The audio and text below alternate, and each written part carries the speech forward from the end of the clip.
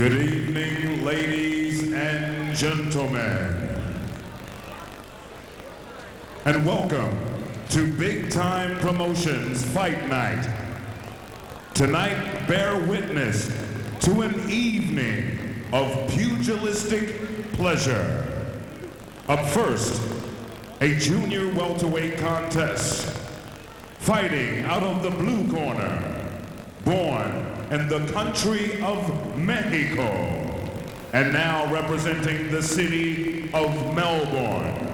Would you please make welcome Niro.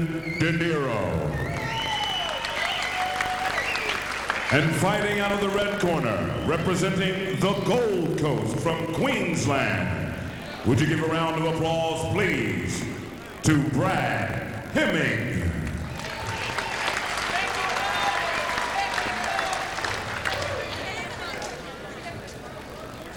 Good evening and welcome to Festival Hall here in Melbourne, Australia. Big Time Promotion presents Big Time Boxing on this 29th of November 2002. The fights are back at Festival Hall for the first time since Anthony Mundine fought Heath Stenton back on October 30, 2000. So more than 2 years have passed since this most very famous venue hosted a big night of boxing. And joining me tonight, I'm Bruce Eva. On special comments is a man who needs no introduction as far as this venue or this ring is concerned, Barry Michael, former IBF junior lightweight champion of the world. A good evening to you. Good evening, Bruce. Great to be here, mate.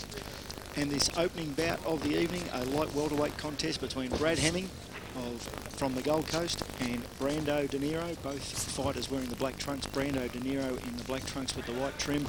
Brad Hemming, black trunks with the gold trim, all the way down from the Gold Coast with Rod Waterhouse, his trainer, in the corner. A bout taking place over 4 by 3 minute rounds, and it's Brad Hemming who's making the early going, Barry. He sure is. He's come out firing up early, this young fella, Brad Hemming, but let me tell you, Brando De Niro's record, he's only won 1 fight out of 6 professional fights, but he had, I think it was close to 200 amateur fights in Europe, and he made a very late start to his professional career, and I've seen him fight a couple of times, and he knows his way around a ring, and he's got a beautiful right uppercut.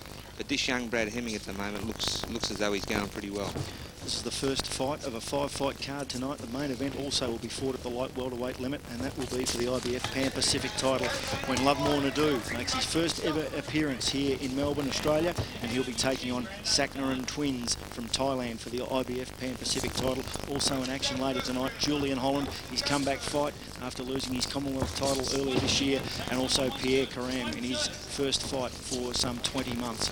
But it's Brad Hemming and Brando De Niro going at it in the opening bout of the evening, 4 by 3 minute rounds at the light welterweight limit, and not a hell of a lot of action in this first round, Barry. Just both boys feeling themselves out. Not a lot landing. I mean, Brad Hemming, trying to take the fight up to Brando, but Brando just willing to stay away at the moment and have a look at him. But I don't think there's been a real clean punch landed so far.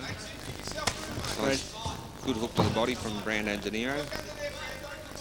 Brad Hemming, the only one of the 10 fighters involved on tonight's card who struggled to make the weight at last night's weighing. He actually had to come back to the scales twice in the space of an hour to make the 63.5 kilo limit. Originally weighed in at 64.15 kilos, eventually got down to 63.5 kilo limit.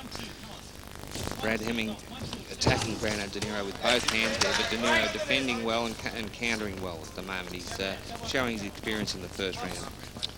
Barry mentioned, Brando De Niro has a record of only the 1 win and 1 draw from 6 bouts.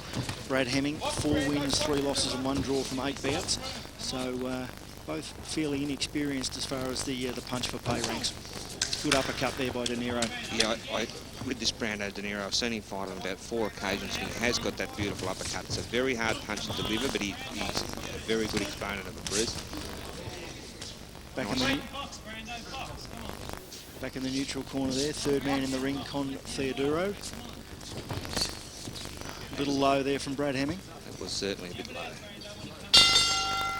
And the end of the first round, Barry, of this light welterweight contest over 4 3-minute rounds. How did you see that? Well, I think, Brad Hemming did most of the running and most of the attacking, but, Brando De Niro scored, for my money, the cleaner punches. He blocked pretty well defensively, so I think he might have been dead for the first round.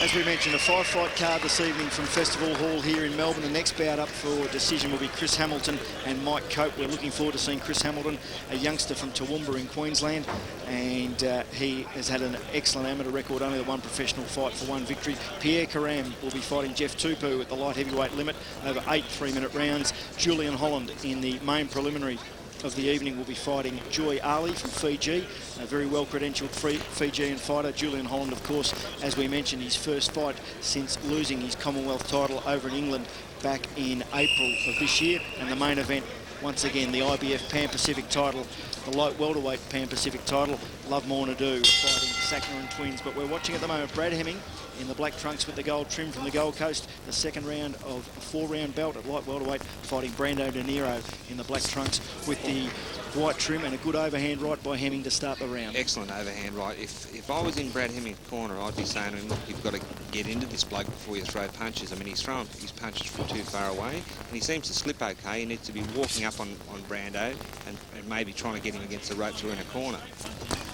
Of course, with these preliminary bouts, only 4 or 6 rounders, Barry. I mean, both fighters, while trying to feel out each other's strengths, really there's not that much time to get a feel for it. You've really got to get the action happening quickly. Certainly got to get stuck in it. It's like the amateurs, mate, over the 3-round distance. They go hell for leather. But Brando Niro, Brad Hemming coming back well there, but Brando Niro landing some good body shots.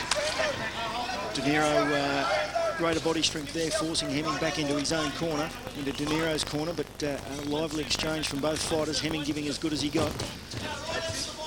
Nice countering right from Hemming as he moved away. Hemming boxing from the southpaw stance for a couple of seconds there. He's a switch hitter. And a good body shot there by Hemming.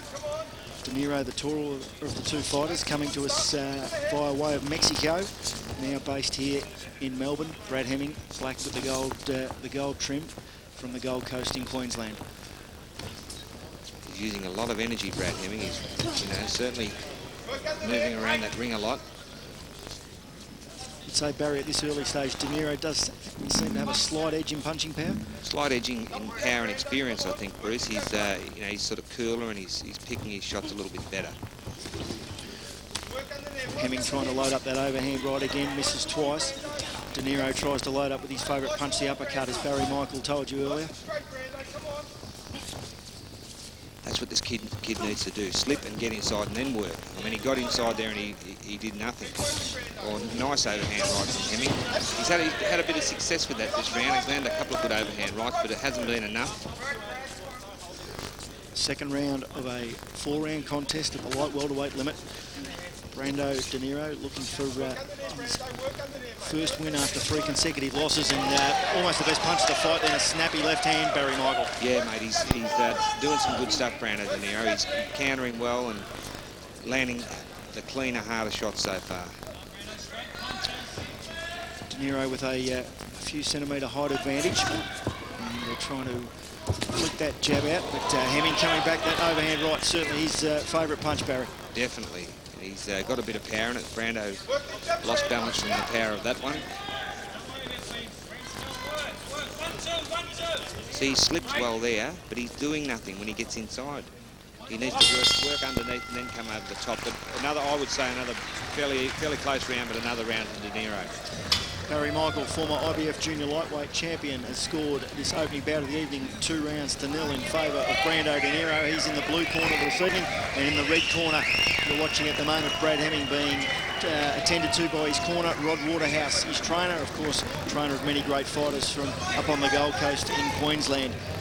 This is the first fight of a 5-fight card here at Festival Hall, and the first time the fights have been back at this most famous of venues since October 2000, when Anthony Mundine fought Heath Stenton in this very ring. And of course, Barry, a very, very famous and popular venue for you, of course, where you lifted the world title from Lester Ellis way back in July 1985. Undoubtedly, I had my first professional fight here. I won the, let me think now, I won the Commonwealth lightweight title here, I won the world title here, and I actually defended it here as well. So yeah, it's a great venue for me, that's for sure. It really is the House of Stoush in Melbourne. Third round of a 4-round light welterweight bout. Brando De Niro, black trunks with the white trim. Brad Hemming, black trunks with the gold trim. He's back to camera at the minute. Brad Hemming all the way from the Gold Coast in Queensland, and in Barry Michael's opinion, has got a little bit of work to do over these final 2 rounds to eat into what Barry believes is a clear points lead at the moment to Brando. Yeah, he does some good stuff, Brad Hemming. He's certainly got a bit of potential. He's just you know, up against a very vastly experienced opponent in Brando De Niro, who I'm sure it's close to 200 amateur fights he had. Brad Hemming's last outing was against Paul Tapley back in July up at the Southport RSL. He lost a points decision over 4 rounds. And Brando De Niro, he hasn't been in the ring since, well, it's only a few weeks ago, in fact, when he fought Dean Belbin down at Rest Point Casino in Hobart, and he was stopped on a cut eye in the 4th round, as Hemming once again tries to load up that huge overhand right. Yeah, he got through again. He did shake Brando marginally, but Brando De Niro coming back well again. I noticed that Brando De Niro is now with Mickey Hargraves, one of my old sparring partners, and you know, certainly he looks to have improved since I saw him last. Mick and Kevin Hargraves in the corner. Mick Hargraves at his peak, one of Australia's best light middleweights, ranked, I think might have even won the Australian light middleweight title, certainly was in contention for it. Yeah, very good little fighter. I remember when I first boxed him, I thought he was similar to Lester Ellis early doors, but you know, I think other things distracted him from his career, and he didn't go as far as I thought he would. Good evasive skills there by Hemming, and once again landing or loading up the right hand, which missed. Would have done a hell of a lot of damage if it had connected. The boys clinch in De Niro's corner. Box out of it now. Overhand right by De Niro. Hemming tries to get inside again, but as Barry said, he gets inside, then doesn't really throw the leather. Yeah, De Niro still, there's that right hand again, but De Niro's still outscoring him. If every one that Hemming lands, De Niro's landing about 3 or 4. But there's the uppercut again. That was a nice one. Nice punch. Uppercut lead. That's a interesting dangerous tactic. A dangerous punch to lead with, that's for sure. Hemming tries to get inside again. Like when you're uppercut, you're wide open for a left hook. Wide open for it. Closing stages of round 3, a 4-round belt, the 4-round bout at the light welterweight limit, 63.5 kilos. As mentioned, Brad Hemming had a little bit of trouble making the weight yesterday evening, and he's got his hands full with Brando De Niro here in the opening bout tonight at Festival Hall in Melbourne. Getting a little scrappy in the closing stages is 3rd round. Barry, that uppercut though by De Niro got through again just at the end of the round. Yeah, I would say it was another round to Brando De Niro, and it makes it, on my unofficial card, a pretty clear lead for him. I would say that Brad Hemming's going to have to come in like a steam train and put Brando away if he's going to win this fight in the last round. This promotion brought to you by Big Time Promotion, and new guys on the block, and we've got big plans as well for boxing all up and down the East Coast. I think a show planned for in the new year in Sydney. First time venturing into Melbourne, Abood Weeby, matchmaker Dallas Costello, of course, was a very good prospect, good Dallas. lightweight in his own right. Yeah, no, great to see the boys, you know, coming to Melbourne to promote. And it looks like they've got a pretty good turnout here. They've sold a lot of dinner tables for businesses, and that's you know, brings a good standard to boxing.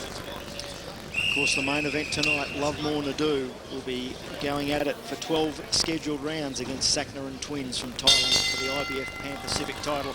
We're watching the last round, the 4-round bout at light welterweight limit. Brad Hemming, black trunks with the gold piping, and his trunks are slipping down a bit as well. Barry, protector, very visible there. Very high protector, and you know, you do notice that a lot these days, and they do. I mean, I've seen them up here underneath guys' shoulders, and if you're a body puncher, which I was, it certainly you know, detraction your chance of landing good body shots when a protector's so high. Good overhand right by Hemming, landed flush on De Niro. Good counters from De Niro again, though.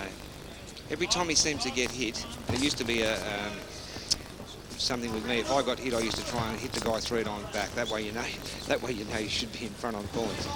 Certainly the early exchanges of this 4th round. Brad Hemming has probably had his best 30 seconds of the fight so far. But as Barry Michaels told you, he's probably has lost the first 3 rounds. De Niro loading up again. just above the commentary position here at Festival. Good overhand right by Hemming. Oh, Niro's in a lot of trouble. He's gone, mate. He's in a lot of trouble. Hey, I said he was going to have to knock him out, and he might do it. Sequence of 4 overhand rights, and it's been waved off. It's been waved off. No, I think he should have, the referee there, Con Theodoro, should have given him a standing 8 count, because I think he'd seen the worst of the flurry. Yeah, I think maybe that was stopped a bit too soon. Brad Hemming. Your MC for the evening, Rodney O, tells you that Brad Hemming has stopped Brando De Niro in the last round of a scheduled 4-round bout at light welterweight with a sequence of overhand rights. And I think Brando's still a little bit off with a Pixies, Barry. I don't know if he's fully got his senses again, but you would have recommended a standing 8 count if we waved it off a little too quick. I'm not a great believer in a standing 8 count, because quite often it can prolong a guy's punishment. But in this case, he was well ahead on points, and he was stunned, but he never went down. And I think, and he was actually grabbing hold of Brad Hemming when the referee stopped the fight. So yeah, I think it was probably caught up a bit too soon.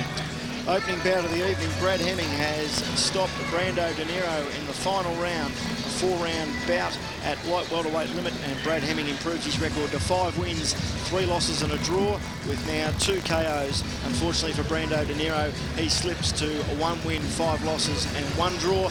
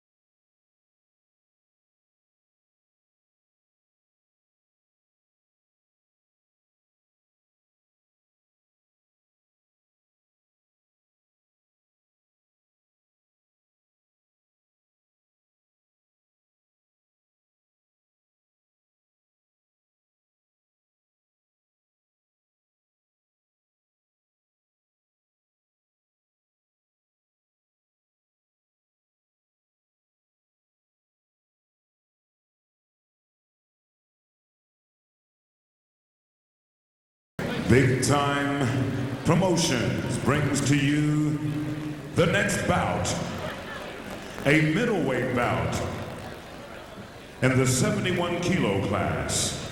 In the blue corner, he's a former silver medalist at the Under-19 World Championships in Argentina, a four-time national champ of Australia, a serious up-and-coming fighter from Toowoomba, Queensland, Chris Chainsaw Hamilton.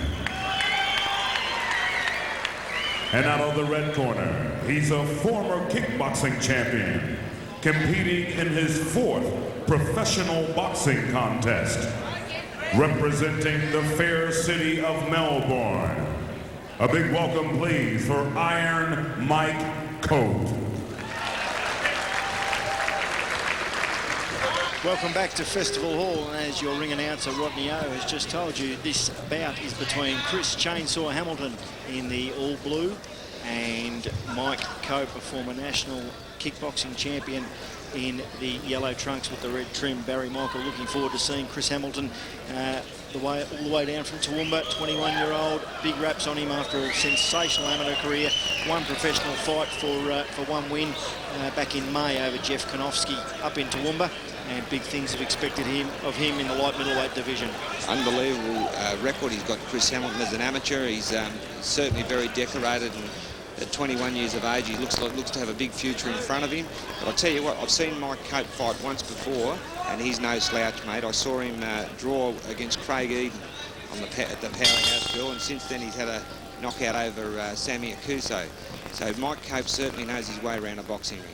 6 3-minute rounds at the light middleweight limit. Chris Hamilton in the blue trunks, Mike Cope in the yellow trunks. Bruce Eva alongside Barry Michael, former IBF junior lightweight champion, bringing you all the action tonight from Festival Hall here in Melbourne. Lovemore, Ndou and Sakrinun twins, the main event later in the evening for the IBF Pan Pacific title. But Hamilton, as Barry Michael just told you, a sensational amateur record, and a silver medalist at the World Under-19 titles in Argentina a couple of years ago, over 100 amateur fights, and he certainly looks the goods at the weigh-in yesterday. He was noted a very composed, very calm young man. He looks very cool. And of course, as Barry's also told you, in Mike Cope, he's got one tough hombre as far as a man who's been the best in kickboxing, and now turning his hand to conventional fighting. 1 win, 1 draw, 1 loss from his 3 previous bouts. And I must say, the only loss he's had was against Sakio Bika, who's undefeated as well. He's lost 1 fight as a professional now, which he lost to Sammy Solomon in a very toughly contested fight at the Powerhouse about a month or maybe 6 weeks ago. But yeah, Sakio Bika, that was Mike Cope's first fight. It was a loss on points over 6 rounds. Since then, he's had a draw against Craig Eden, which I witnessed, which was a cracker of a fight, also at the Powerhouse. And since that, he's knocked out Sammy Akuso. So Mike Cope, you know, certainly can fight. This young kid, Chris Hamilton, looks as though he's enjoying himself up there at the moment, though, Ruth. You could certainly get a lot easier debut fights than taking on Sakio Bika in your pro debut, Barry. Yeah. Chris Hamilton gives Mike Cope a little taste of his power. Very classy exhibition there, the way he switched from orthodox to southpaw and delivered a flurry of very powerful punches. Hamilton in the all blue, Cope in the yellow with the red stripe. And a good left hand got through there by Hamilton, certainly got Cope's attention. And he's in the southpaw stance now for our viewers. It means he's fighting as a left-hander with his right hand and right foot forward. He started the bout the other way in the orthodox position, but he obviously switch hits pretty well. Chris Hamilton trying to make it 2 from 2 for the Queenslanders tonight. Brad Hemming in our opening bout stopped Brando Niro in the 4th round of their light welterweight bout. And Hamilton from Toowoomba in Queensland taking on Mike Cope, who's trained by the legendary Bryce Birtwhistle.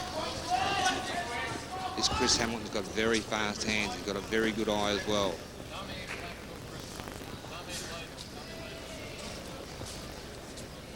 Hamilton certainly getting the better of this opening round, Barry. Yeah, undoubtedly. Very impressive opening round from Chris Hamilton. Chris Hamilton came in at 70.65 kilos, so well under the 71 kilo limit, and Mike Cope weighed in at 70.45 kilos last night. At that weight, Barry, light middleweight, 24 hours before the fight, both boys probably put on another 2 or 3 kilos. Oh, easily. I used to, get down to 58.9, and with a weigh-in the night before, I could get in the ring close to still around about 63 the next day. So certainly gives you a chance to really rehydrate yourself if you've made the weight hard. This is only Chris Hamilton's second professional fight. His pro debut was back in May when he fought Jeff Konofsky, who had 28 professional fights before then. So once again, fair ass for a kid in his first pro fight, but he won a points decision over 4 rounds over Konofsky at Toowoomba. Konofsky is about 38 or 39. He might even be 40, but he's a very tough old campaigner, and scored a big knockout on the last Monday in Thornbury Bill, Jeff Konofsky. So it was a big win for the young bloke, Chris Hamilton, in his professional debut. Second round of a scheduled 6, Chris Hamilton and Mike Cope at the light middleweight limit. Hamilton in the blue trunks, Cope in the yellow trunks. And according to Barry Michael, the former IBF junior lightweight champion, Chris Hamilton won the opening round. And certainly looks a well put together fighter. Superb physique, fast hands. Very, very good anticipation, and he's got power. You can see he's got power, and I think he definitely prefers the southpaw stance, even though he did start the fight in the orthodox position. Hamilton up on his toes, wanting to show the... you get the feeling he wants to show the full repertoire of his skills tonight, on show in Melbourne for the first time, and I know the promoters of tonight's event, big-time promotion, Abood Weeby and his friends, certainly plan big things for Chris Hamilton, and would like to bring him to Melbourne more often in 2003. Well, but if a good showing is forthcoming tonight. Wow. As Mike Cope almost went out of the ring under his own steam. This young fellow is making Mike Cope look pretty clumsy at the moment, and that's incredible considering the opponents that Mike Cope has fought and gone very well against. But this young Chris Hamilton is impressing me more and more as this fight progresses, Chris. Hamilton's fast hands are making Cope taste the leather on a regular basis. Cope trying to do some work in close, but Hamilton just shrugs him off. Back into centre ring, good snappy right jab, and then puts his punches together well. Powerful too, good solid punches. He looks a good prospect, this boy. Hamilton in the blue. Oh, nice right from Cope there, probably just below the chin, maybe on the chest, but it was a good right hand from Cope. But Hamilton fired back with both hands. It's about to be decided over 6 rounds. The light middleweight limit, 71 kilos. Hamilton repeating a magnificent amateur record, won a silver medal in the World Under-19 Championships in Argentina a couple of years ago.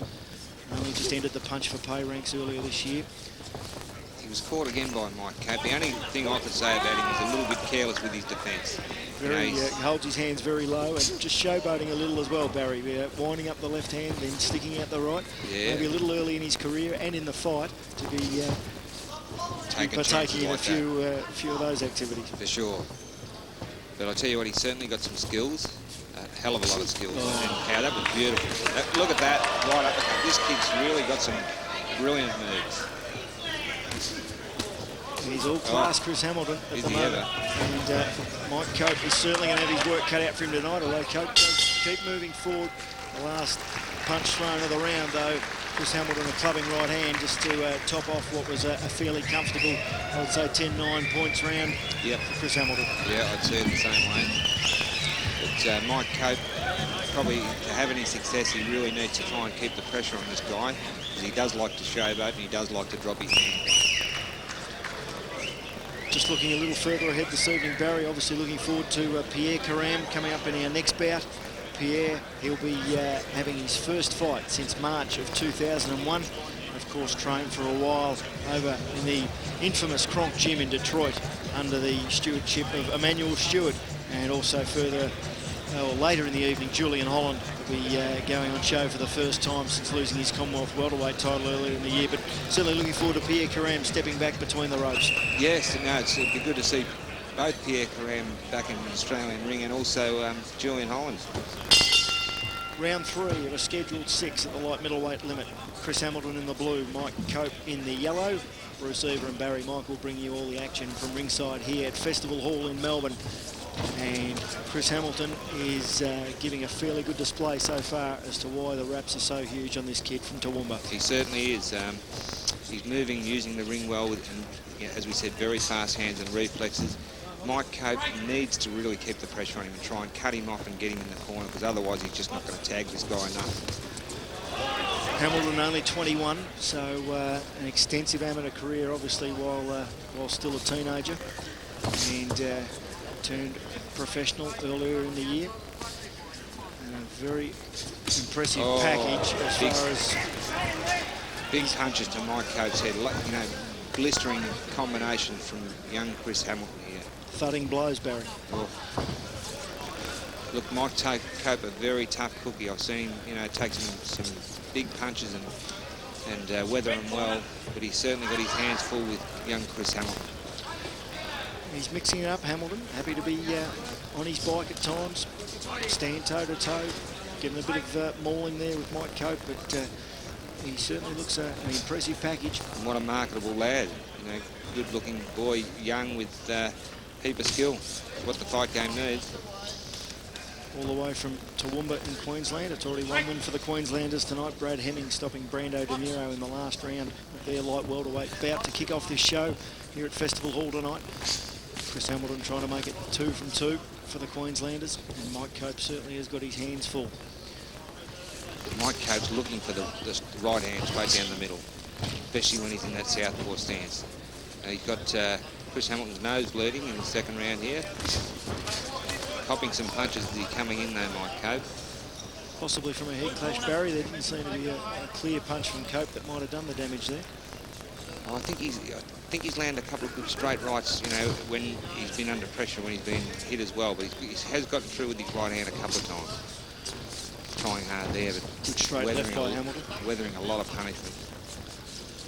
Cope, of course, a very highly credentialed kickboxer, national champion in the kickboxing business, and turning his hand to conventional fighting. 1 win, 1 loss, 1 draw, and he's certainly more than happy to mix it with Chris Hamilton. He's not, he hasn't been put off or dissuaded by the attractive nature of Chris Hamilton's fighting style. No, he's a real warrior, Mike Cope, I tell you. He's walking up, weathering a lot of punishment here, trying to land his own bomb.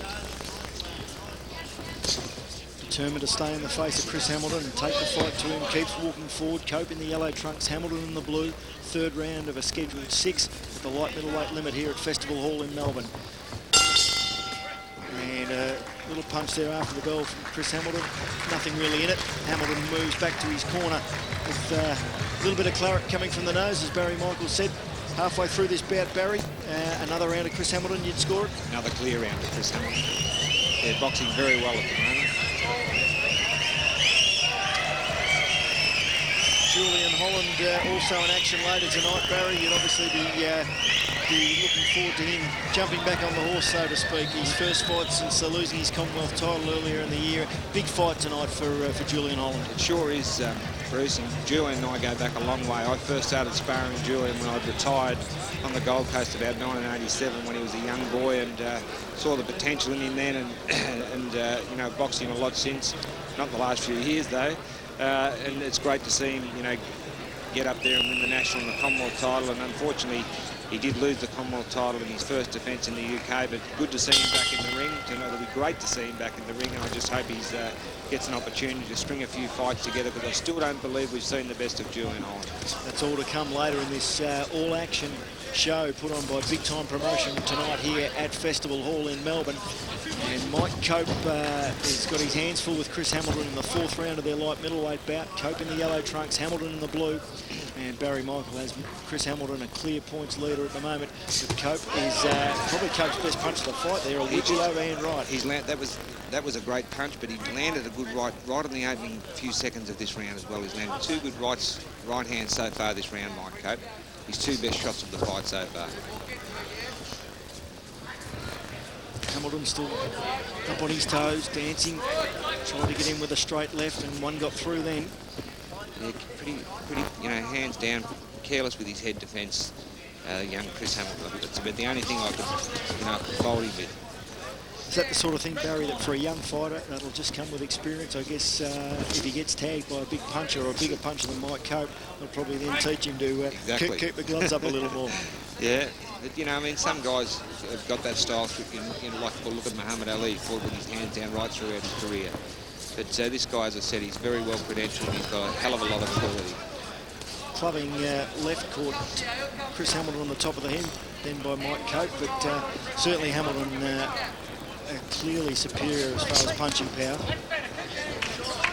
In every respect, really, the way, you know, his fast hand, the way he sees his angles. We've got to give Mike Cope credit. He's walking up, he's weathered a lot of punishment, and he's still looking for those big shots. Fourth round of this 6-round bout at the light middleweight limit.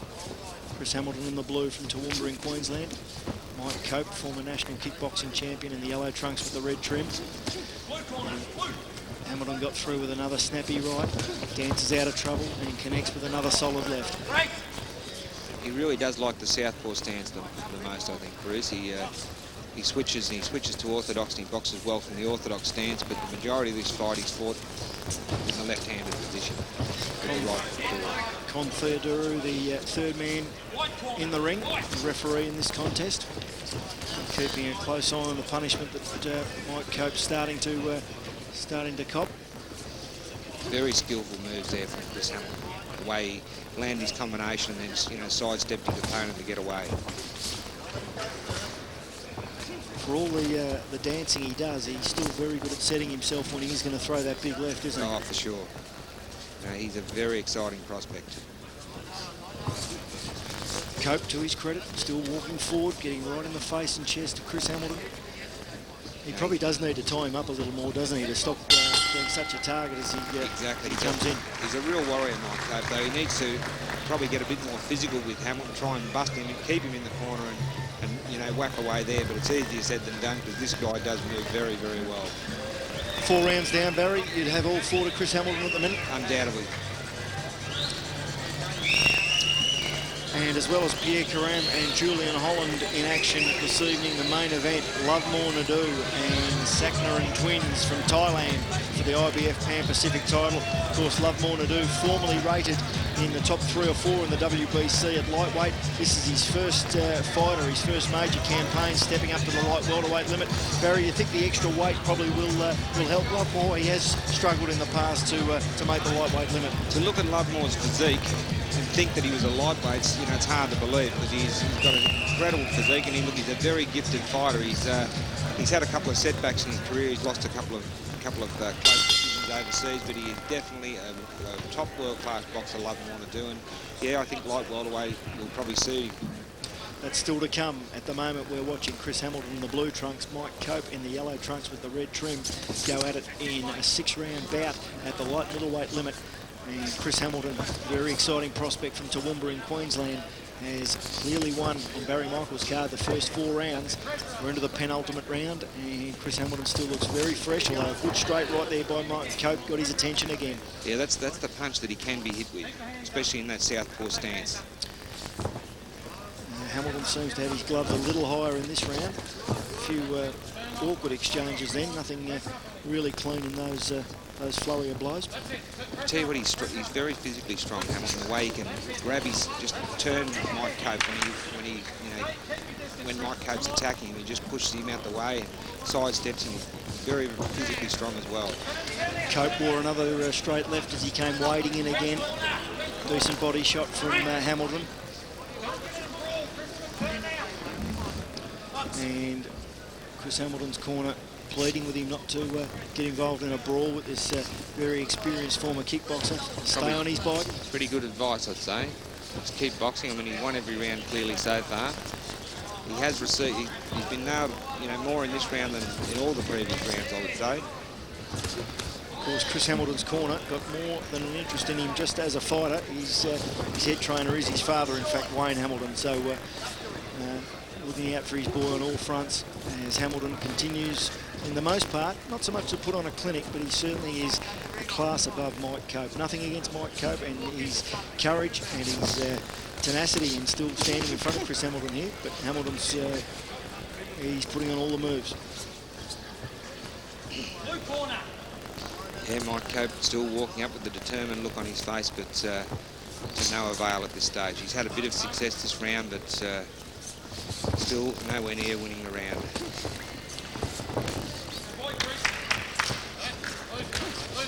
Hamilton doesn't throw a lot of 3 or 4 punch combinations though, Barry, does he? Mostly single blows, in and out.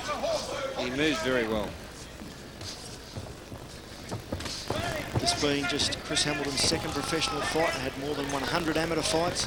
Silver medalist at the World Under-19 Amateur Championships in South America a couple of years ago. Now graduating to the punch for pay business. This boy's going to be hard to beat. He's a professional, I tell you. He's got exceptional skills. Well, he's got it all before him, 21 years of age, and what looks like a very promising career. Hard night at the office for Mike Cope, but he's still in there, still throwing leather, and not taking a backward step. As round 5 concludes, Barry Michael, at this stage, another round of Chris, a wipeout at the moment. I don't think any of the judges would have given Mike Cope a round yet, but I do believe that was probably his best round. He did land with 3 or 4 good right hands and pressured his opponents throughout as he's done every round, but again, another round to Chris Hamilton. The judges for this fight, Andrew Campbell, Joe Mann and Annika Williams. Con Theodoro is the referee in the ring for this light middleweight bout. Of course, 71 kilos being the limit. Chris Hamilton came in at 70.65. At last night's weigh-in, Mike Cope came in at 70.45. And Chris Hamilton, after 5 rounds, would appear to have a very comfortable points lead. Undoubtedly, I'd be surprised if the judges saw it any other way. 6th and final round about to commence. We're at Festival Hall here in Melbourne. First time the famous venue has hosted professional boxing in more than 2 years. And you're watching a light middleweight contest. Chris Hamilton in the blue trunks, Mike Cope in the yellow. The 6th and final round of this light middleweight contest.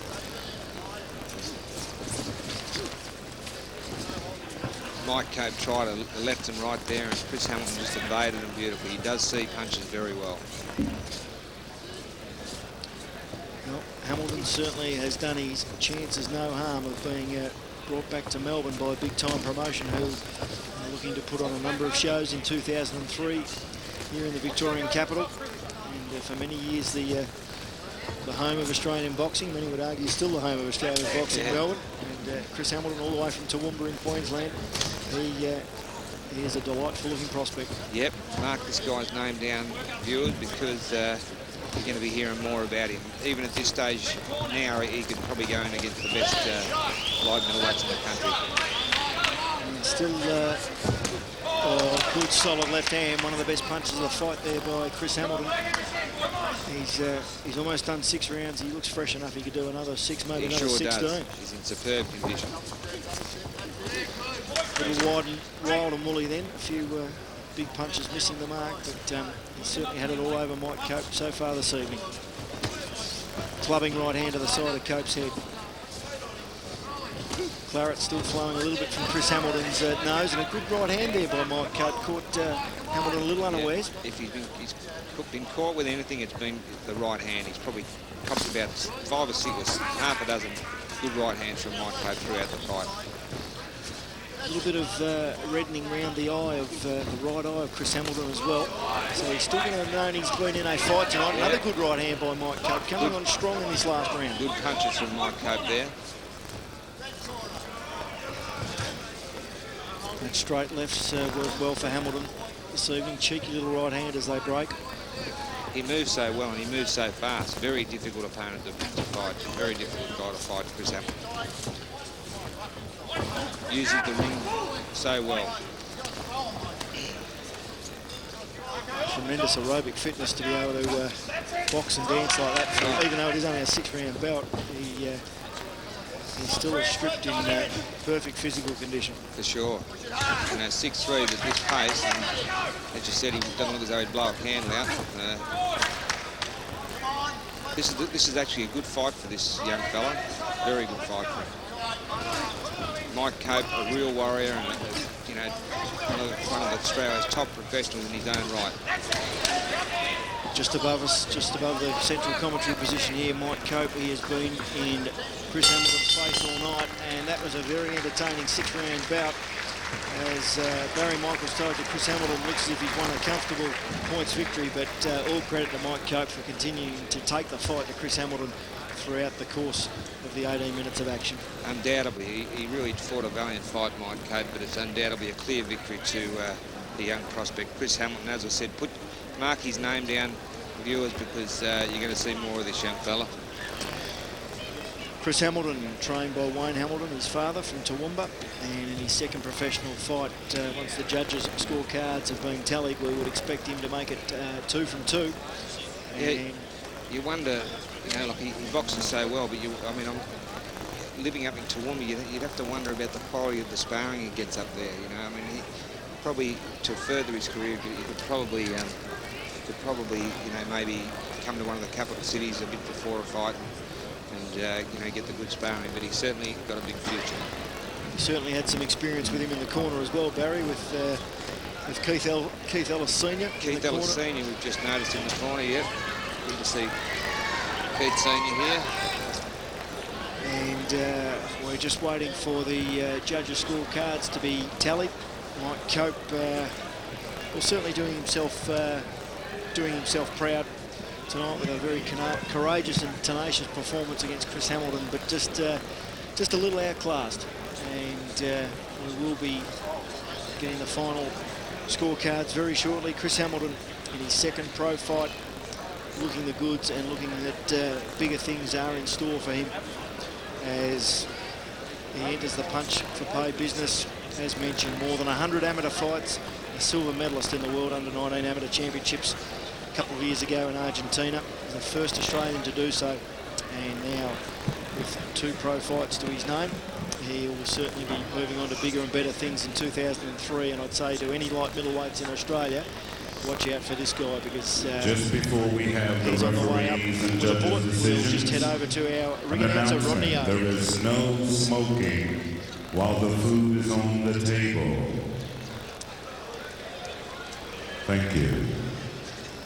And our ring announcer, Rodney O, just in consultation with the referee, Con Theodoro, as to who has taken out this light middleweight contest, the second of 5 fights on this evening's card, presented by Big Time Promotion. The main event, of course, Lovemore, Ndou and Sakrinun twins. We'll head over to Rodney O now. Andrew Campbell, Joe Mahan, and Annika Williams have come up with a unanimous decision. The winner from the blue corner, Chris Chainsaw Hamilton.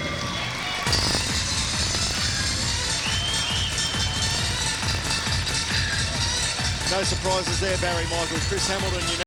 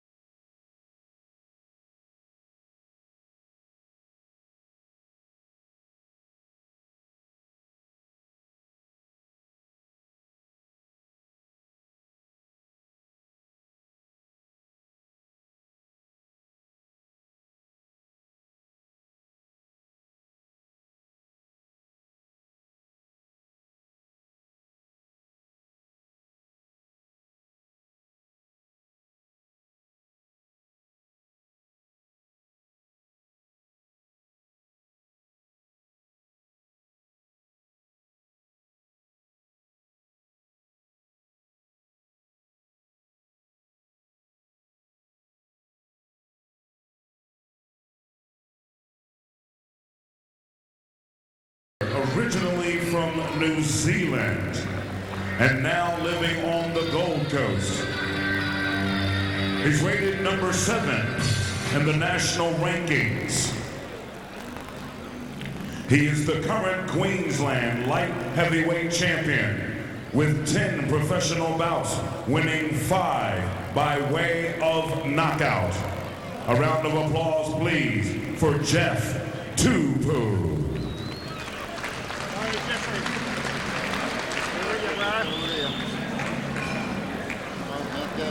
Moving on to the 78.8 kilo light heavyweight class, This is scheduled for 8 rounds. In the blue corner, a 4-time, 4-year trainer from the famous Karam Gym in Detroit, USA. This man represented Australia in the welterweight division in England at the age of 18 and has a credit for the IBC World Middleweight title. Now residing in Australia. A round of applause, please.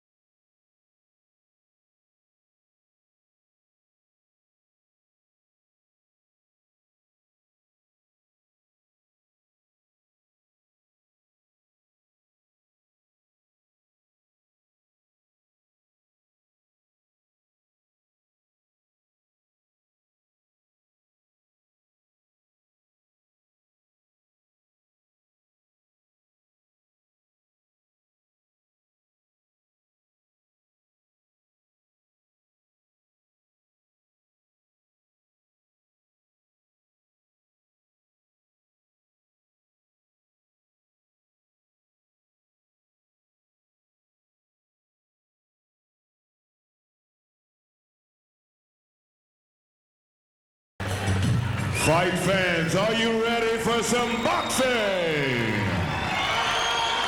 Welcome back to Festival Hall. Barry Michael and Bruce Eager with you ringside here for this light heavyweight attraction between Pierre and Jeff Tapu over 8 3-minute rounds, and Barry Michael Do we been have in the fight any game a long time. Have you seen a introduction or a welcome to centre ring quite like that to Pierre Karam? Only when I've seen Prince Nassim fight, but certainly a very impressive entrance into the ring from Pierre Karam, and very, very impressive, you know, pyrotechnics or whatever you want to call it. But now let's see the other fireworks when the bell goes. Pierre Karam in the red trunks and Jeff Tapu in the blue trunks. 8 rounds at the light heavyweight limit. Pierre Karam, his first fight since March of last year, 2001. And he has a very impressive record, 15 wins and 1 draw from 17 bouts. Jeff Tapu, 5 wins, 6 losses and 1 draw from 12 bouts. Pierre Karam with the huge roar. He's back in his hometown, and a big support behind him tonight. 8 by 3-minute rounds at the light heavyweight limit. Karam in the red trunks, Tapu in the blue trunks.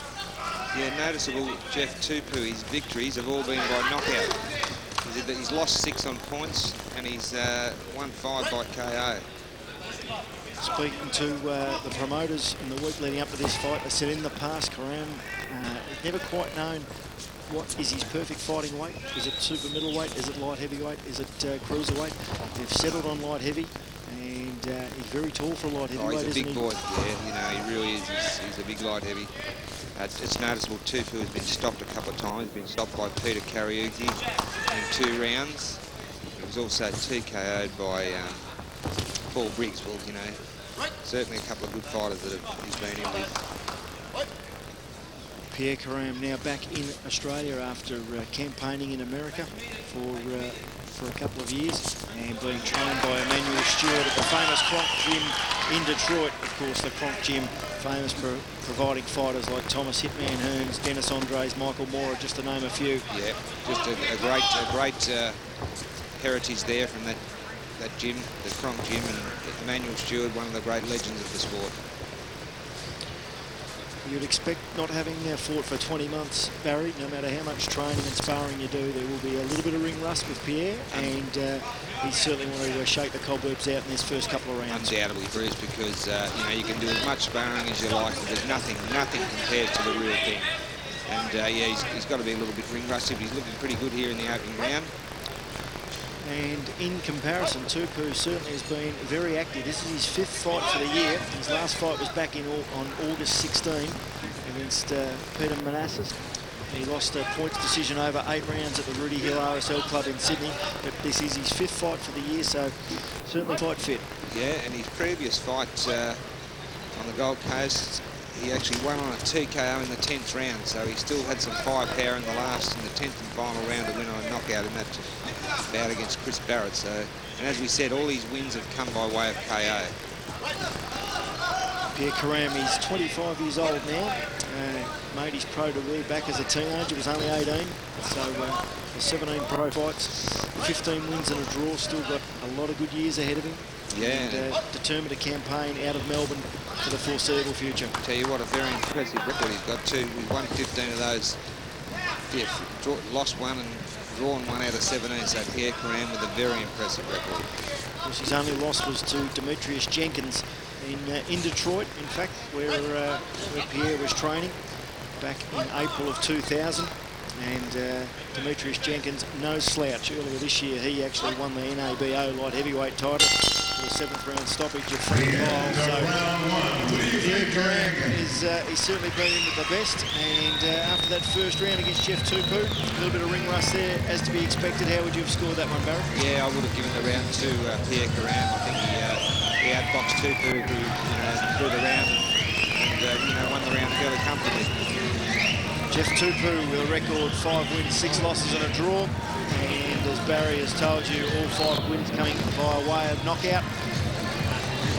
Later in the evening, Julian Holland will be stepping in against Joy Ali from Fiji. And Julian Holland's comeback fight, not from a 20-month layoff, only 7 months since he last fought, but of course that being a loss of his Commonwealth title over in England. And the main event tonight, the feature bout of this big evening put together by Big Time Promotion, Lovemore Ndou and Sakrinun twins fighting for the IBF Pan Pacific title over 12 3-minute rounds.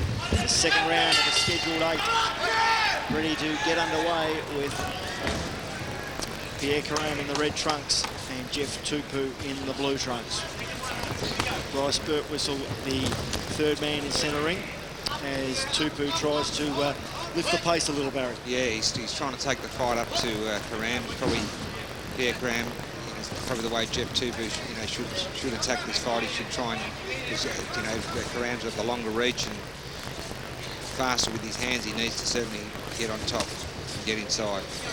Pierre Karam weighed in 79.45 kilos yesterday evening. Jeff Tapu came in at 78.6. A stinging right uppercut to the bent over Tapu then certainly got his attention, Barry. Yep, no, nicely delivered punch. Pierre boxing well from the outside at the moment. Tapu with his hands held high, defending well at the moment, but he's not landing many shots at the moment, but it's still early doors. Even though based now back in Melbourne, Pierre Karam is still wearing his Kronk Gym trunks, the famous red and yellow colours, and Karam teeing off a little there. But he would be wary of Tapu's power. As you said, Barry, all 5 wins of Jeff Tapu's have come by way of knockout, so he wouldn't want to get too careless so early in this comeback fight. No, exactly. You certainly have to show Jeff Tapu a bit of respect there. And he looks in good nick, Jeff Tapu. As we said, he's been very active in the last 12 months. Has been a long layoff for Pierre Karam, but his natural talent hopefully finally will be fulfilled in the coming years. And this is the first step on what many connected with him hope will be a very successful comeback and lead to international honours. Very vocal corner Pierre Karam. Tries that lead right uppercut again, Pierre Karam, but effectively blocked by Tapu, and some scrappy infighting at the minute. Yeah, Tapu landing a few good body shots in place. His only hope, the way I see it, Tapu, is just probably to fight in there the whole way through, but some good body shots coming from Pierre there as well. Flashing body shots. Karam working to the body as opposed to going upstairs now. Flicks out a left jab. Certainly a very noticeable height and reach advantage, Barry Michael. Yep, there is. He's using it to his advantage at the moment, Pierre Karam. Nice uppercut again as Tapu comes in. As Barry Michael just told you, a very vocal corner from Pierre Karam's side of things. 8 by 3-minute rounds this is scheduled for at the light heavyweight limit. Jeff Tapu in the blue trunks, black trim. Pierre Karam, famous crop colours of red and yellow. 2 rounds down, Barry Michael. And who would you have given that one to? Another round to Pierre. Tapu had a bit of success that round with a few body shots and tried to force the issue, but Pierre just got too many moves for him at this stage, this early stage of the fight. A great card on tonight here at Melbourne's Festival Hall, and Barry, certainly boxing on the way back. Do you get a feeling there is a resurgence about to occur? It really does appear that way. Boxing has had its detractors over the years, and we've had an occasional serious injury or death, and every time that happens, boxing cops a hell of a caning. But when you look at the amount of deaths in other sports we've had in the last few years, boxing, and you look at it statistically, and now they've brought in compulsory MRI brain scans and stuff like that, boxing is a relatively safe sport, and I think, yes, people are accepting it again, especially with the great Costa as a great, I think he's a great ambassador for the sport. And Lovemore, Haiti and Anthony Mundine has certainly put boxing back on the map in Australia, and he's a huge talent as well. And yeah, I think boxing's looking pretty good at the moment, Bruce. Yeah, Karam in the business of trying to put himself back on the boxing map. The 3rd round of a scheduled 8 rounds, fighting Jeff Tapu in the blue trunks here at Melbourne's Festival Hall. And Karam getting a lot of, not just encouragement, but a lot of instructions from his corner as well.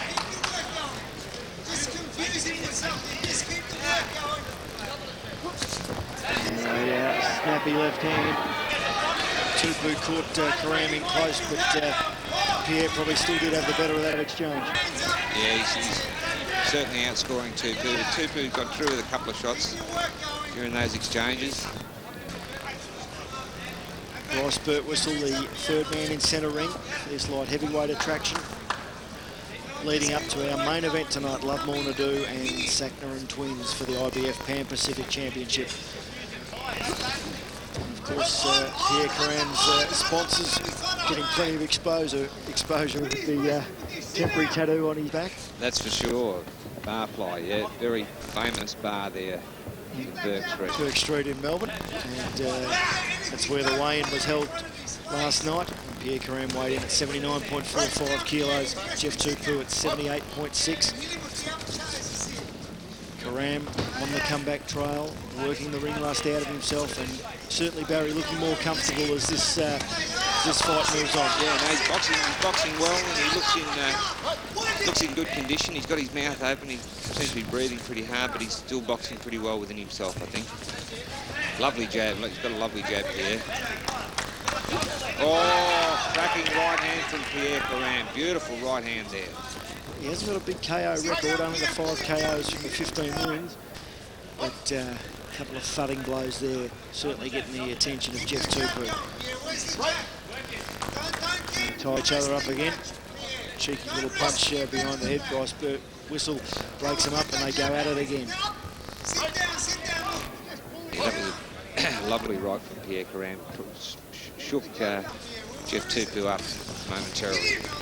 Tapu lunging into the right, but that reach and height deficiency he's got against Pierre Karam certainly going against him. He can't get close enough to really unload or set himself and tee off. Yeah, he hasn't landed 2 punches consecutively at any stage. Pierre's short right by Karam. Boxing well. That's landed twice beautifully this round. That right hand counter. Big rangy light heavyweight corner. Really measured his opponent there. Flicking left jab and then a crushing overhand tonight. At the end, and some punches after the bell there. But both boys calm down, make their way back to their respective corners. Third round then, Barry, you'd have that for Pierre Karam again. Another round for Karam. It often fascinates a lot of fight fans the way the action continues after the bell. Just only takes a cheeky little blow after the bell, and sometimes the action hots up more than it has during the 2 or 3 minutes. My age, yeah, I've seen some pretty heated exchanges after the bell in the days gone by where the referees had, and even the cornermen have actually had to jump in and drag fighters apart as they continue fighting after the bell. Well, Barry, time certainly is on Karam's side. He's only 25, but he would certainly be looking to have 4, 5, maybe even 6 fights in 2003 to build a platform from this comeback. Yeah. When you have a 20-month layoff, you've really got to get active, and there shouldn't be a big break between this fight and his next fight. No, 20 months is a long time. This is actually a comeback fight. When you're out of the ring for more than probably 6 or 7 months, it's virtually a comeback. So his corner really shouldn't expect too much from him tonight as far as polish. Just get the rounds under his belt, get the ring rust out, get the fitness up. I mean, you can't beat actual fighting rounds, can you? No, you can't. But he really is doing some good things up there. He's boxing well, and he's landed beautifully with that right hand. Lovely short right hand. His timing is pretty good. Pierre Karam in the red trunks with the yellow trim, the famous colours from Detroit in the US of A, fighting Jeff Tapu in the blue trunks at light heavyweight, 80-kilo limit. Pierre Karam now based back in Melbourne, being promoted by a big-time promotion to Bood Weeby and his cohorts, and they're putting on a great show here at Melbourne's famous festival hall tonight. Still Julian, Holland and Lovemore, Ndou still to come in other feature bouts, but it's Karam and Tapu going at it at the light heavyweight limit. Good left hook to the body there by Karam, certainly straightened Tapu up.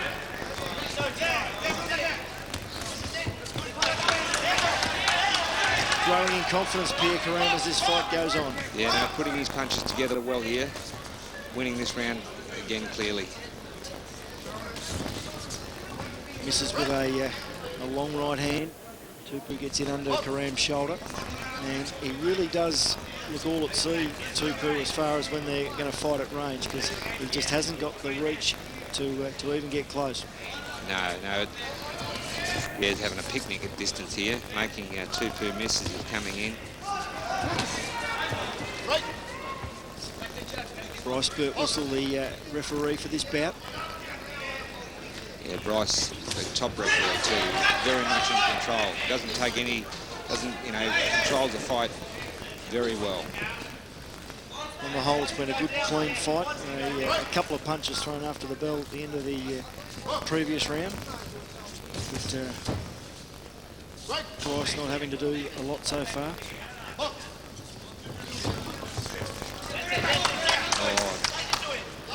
That uppercut again from Pierre. It's a sneaky right uppercut as well, isn't it? Very good punch.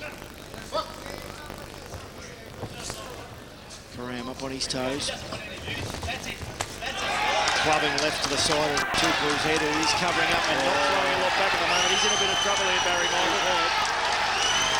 Pierre Karam bombing him with both hands. Tapu comes back with a couple of good shots.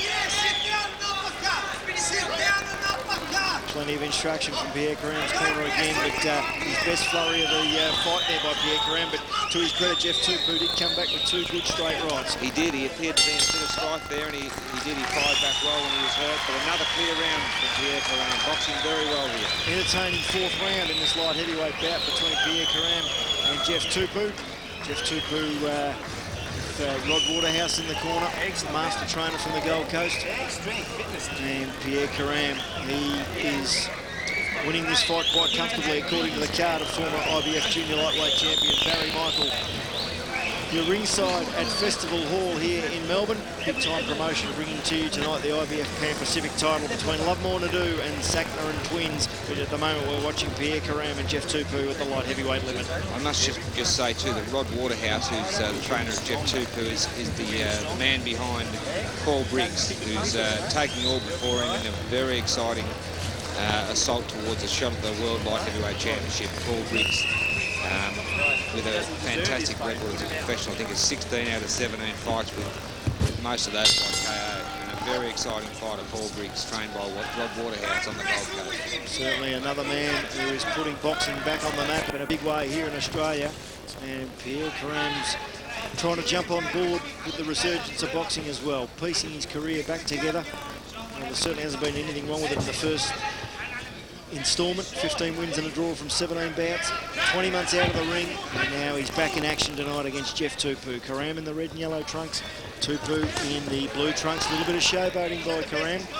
Tapu decided to say, well, what I think about that is I'll thud that right to the body.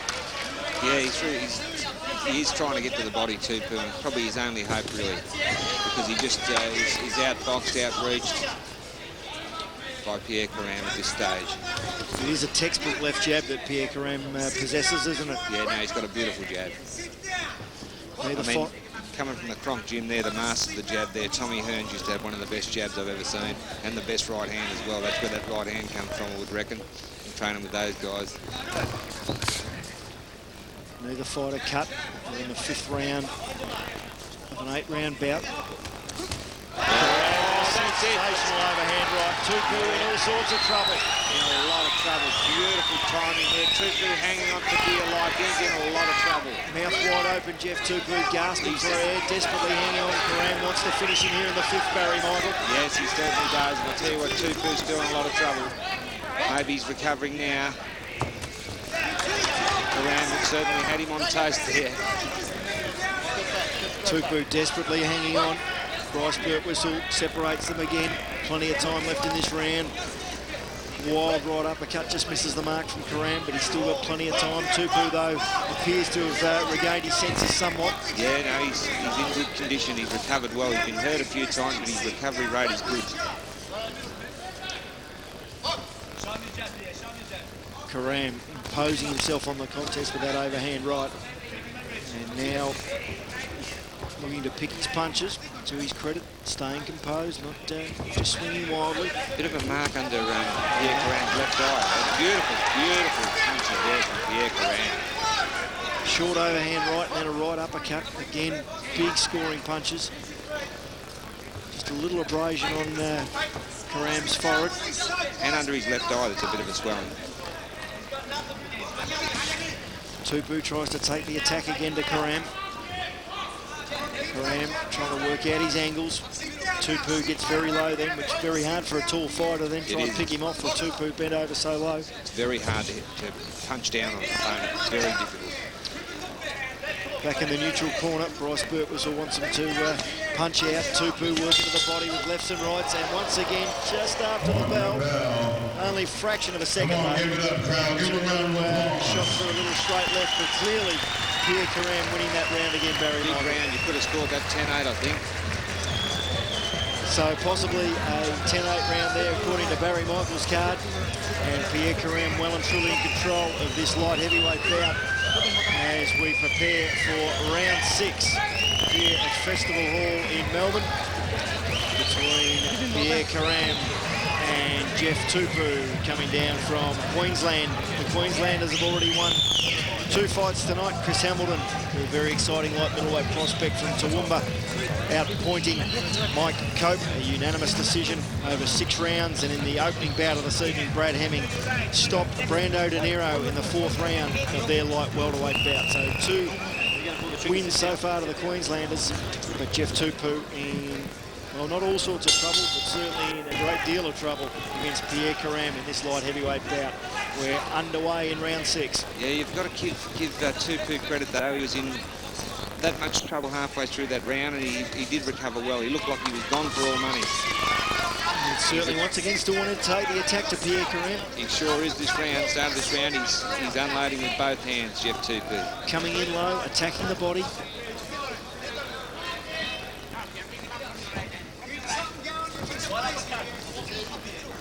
Both fighters lock up. Bryce Birtwhistle, the referee, pulls them apart again. And Karam on his bike, flicking out that dangerous left jab. Tapu trying to get in close to do some body work. Karam just picks him off with another short right. That lovely short right hand's been a winner for him all night. And Tapu's wearing more and more of them. Tapu, as we've mentioned, been very active this year, and he has come to fight. He's taken some punishment, but he's still right there in front of Pierre Karam, determined to impose his will on the contest, trying to make Pierre Karam's comeback fight as difficult as possible. Yeah, this is probably a very good comeback fight for Pierre, because this guy has come to fight. He's in top condition, and he's given Pierre a good run for his money. Even though he's losing each round at this stage, he's still in there throwing big punches with both hands, Jeff Tapu. Even though Karam is winning the fight, probably the more marked of the two fighters, a mouse under his left eye. And Jeff Tapu prepared to get in there and mix it in close, although he does get into a bit of trouble when he stays out in Karam's punching range. Yeah, at distance, Pierre's just picking him apart with that right hand in particular has been a real winner for him. Tapu wades in again. Karam ties him up. Still he'll walk forward. Swinging left hook misses by Karam. Tapu wades in again. Both punches miss the mark. Wants to work to the body. Good work rate by Jeff Tapu. Yeah, better round by Tapu here. Good punches there. Pierre Karam shakes his head. Shakes his head, so they didn't hurt. But I think he's having a breather this round, Pierre Karam. I think he's, that was good left hook to the body. Beautiful left hook. Wanting to unleash a few blows now, Pierre Karam, just above us, just above the commentary positioning at Festival Hall. Upstairs and downstairs, he's got Jeff Tapu in a bit of trouble now. Lovely slashing body shot. And the blood now flowing freely from Jeff Tapu's nose as he wore some big shots, both to the ribs and to the face. Sixth round of this light heavyweight contest, probably the most action so far we've seen in the bout. Jeff Tapu taking the fight in the early part of this round of Pierre Karam, but Karam finishing the round again, and once again a blow cracks in the arm of the bell by Jeff Tapu. No malice intended though, and very entertaining round, Barry Michael. There wasn't really much in that, Bruce, because even though Pierre, appeared to have him in trouble, he worked hard right the way through Jeff Tapu, and he did throw a lot more punches than hands, quite a few there. Probably what I think Pierre Karam would have just about showed it, but it was the best round by Tapu by far.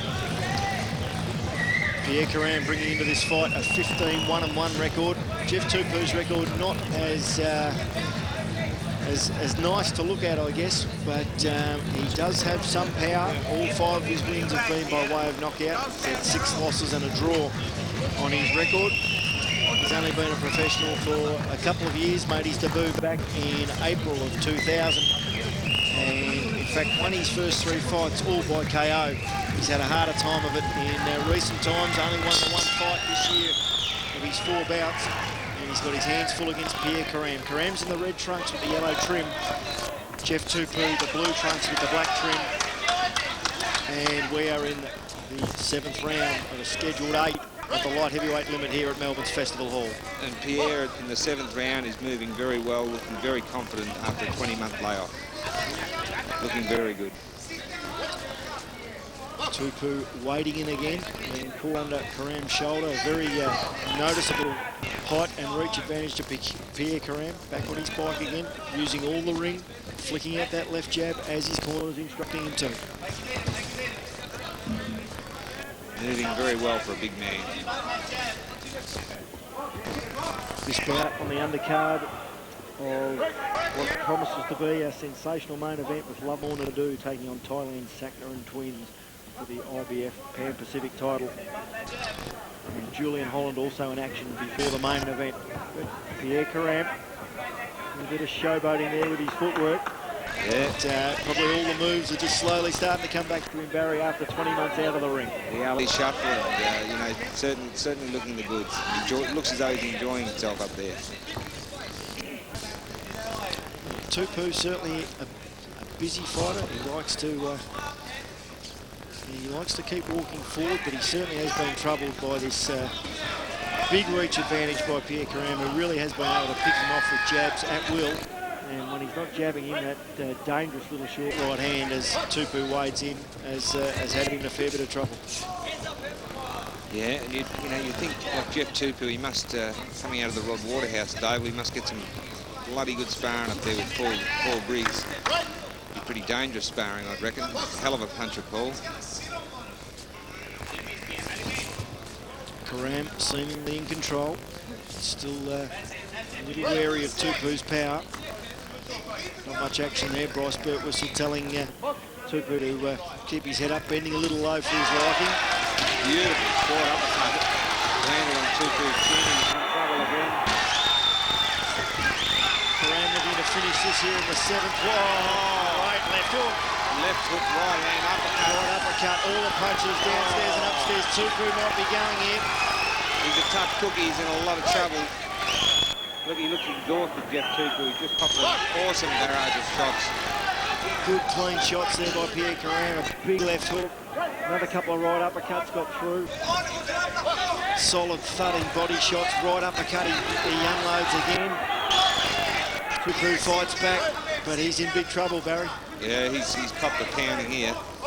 But I tell you what, to his credit, looks like he's recovered again. And he's going to see the 8th round. He will get to the final round. Pierre Karam goes clearly winning that round with, again, a super impressive flurry. All the punches in the textbook there, Barry Michael. Undoubtedly. I tell you what, I reckon Pierre Karam, he wants the knockout. He really was looking for it there in the round before as well. So I reckon he's going to finish with a big flurry. 7 rounds down, 1 to go. On Barry Michael's scorecard, Jeff Tapu unfortunately hasn't, for all his courage and tenacity and will to win, and he has walked forward all night on Barry Michael's card. He hasn't got himself around in the book as yet. No, I don't think he has. He made a couple of them pretty close. And, you know, so it's been, like on the scorecards, it probably looked like a one-sided contest, but I think this, Jeff Tapu put up a very good display, very brave, very fit, and, not a bad little body puncher up inside there either.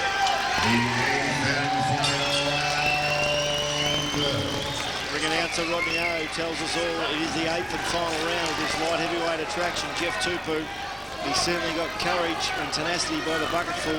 He doesn't appear to have the class to outpoint Pierre Karam in this light heavyweight bout. And Pierre Karam, he's had Tapu in trouble in the previous round, the 7th, also in the 5th. Can he finish him off, or is he just prepared to get the 8 rounds under his belt and eke out what should be a fairly comprehensive points victory? I think ego and pride probably demands that he be still looking for a stoppage. I think he will be. I think you'll see him open up as soon as he gets an opportunity. He knows it's the last round. Tapu with the first noticeable punch of the round, a glancing short right. Comes in again. Hands low by Karam, just relying on head movement to evade those punches. He'll be very happy with getting these 8 rounds under his belt in this comeback fight after a 20-month layoff. Good short right, almost right on the mark. Yeah, it's sort of a glancing one, that one, but he timed it well. His timing's been good considering he's been out for so long, Chris. I mean, surprisingly good. Oh, yeah. Popped a good left hook back for it, Dave. He did. Probably Tapu's best punch of the fight. Yeah, it was a good hook. As I said earlier, it's very dangerous throwing an uppercut. You're wide open for left hook. Karam still on his toes, dancing, boxing beautifully to the applause of his corner and his big support here at Festival Hall. The fight's back here at Festival Hall in Melbourne for the first time in more than 2 years. And the big following that Pierre Karam enjoys. Getting right behind their boy. Tapu walks forward again though. Hits Karam with 3 or 4 good shots, but Karam just shakes his head, says, no effect on me. Bryce Birtwhistle, the referee, separates them again. Closing stage of this 8th and final round. Tapu continues to walk forward. Karam is almost treated as a bit of a rest round, Barry. He has. I'm sort of surprised, but I thought he would have tried to finish him more. But he's boxed well. He's copped a few shots this round, though, Pierre. You could certainly mount an argument that Tapu arguably won this round. Oh, yeah, he's doing well. He's a couple of good jabs. And he's certainly finishing the stronger. Pierre Karam maybe feeling the pinch after such a long time out of the ring. Yep. Doesn't seem to have a stack of gas left in the tank, and Tapu, sensing that, is walking forward and trying to land clean shots. I think Pierre's just doing a bit of showboating. I think he knows he's a mile ahead on points. Karam on his bike again, flicks at the left jab. Tapu wants to get in close to unload some big bombs, and that's it. We'll go to the scorecards after 8 entertaining rounds in the light heavyweight division. Pierre, Karam and Jeff Tapu putting on a good show for this good crowd here at Festival Hall. Barry Michael would expect a clear-cut points win to Pierre Karam on that show. No, he's definitely won this by a very big margin, Pierre Karam, but a courageous performance there from Jeff Tapu. He did walk up all night and weathered a lot of punishment. He looked like he was gone a few times, but to his credit, he's seen the full 8 rounds out, and it's given Pierre Karam a very good entree back into the fight game after 20 months out. Bruce Eva alongside former IBF Junior Lightweight champion Barry Michael ringside at Melbourne's Festival Hall. We'll be back with the decision in this fight between Pierre Karam and Jeff Tapu in just a few moments.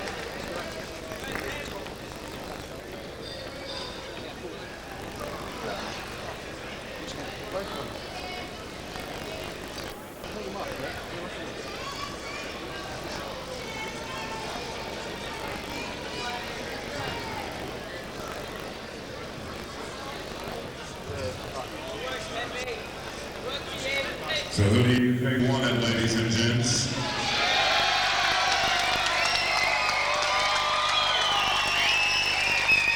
The judges are making their decisions, and will be brought to you after a brief word from our sponsor.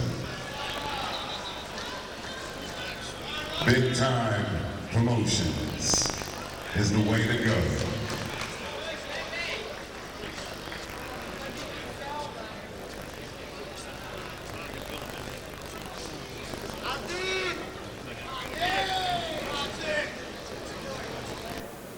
We're just waiting now for the decision.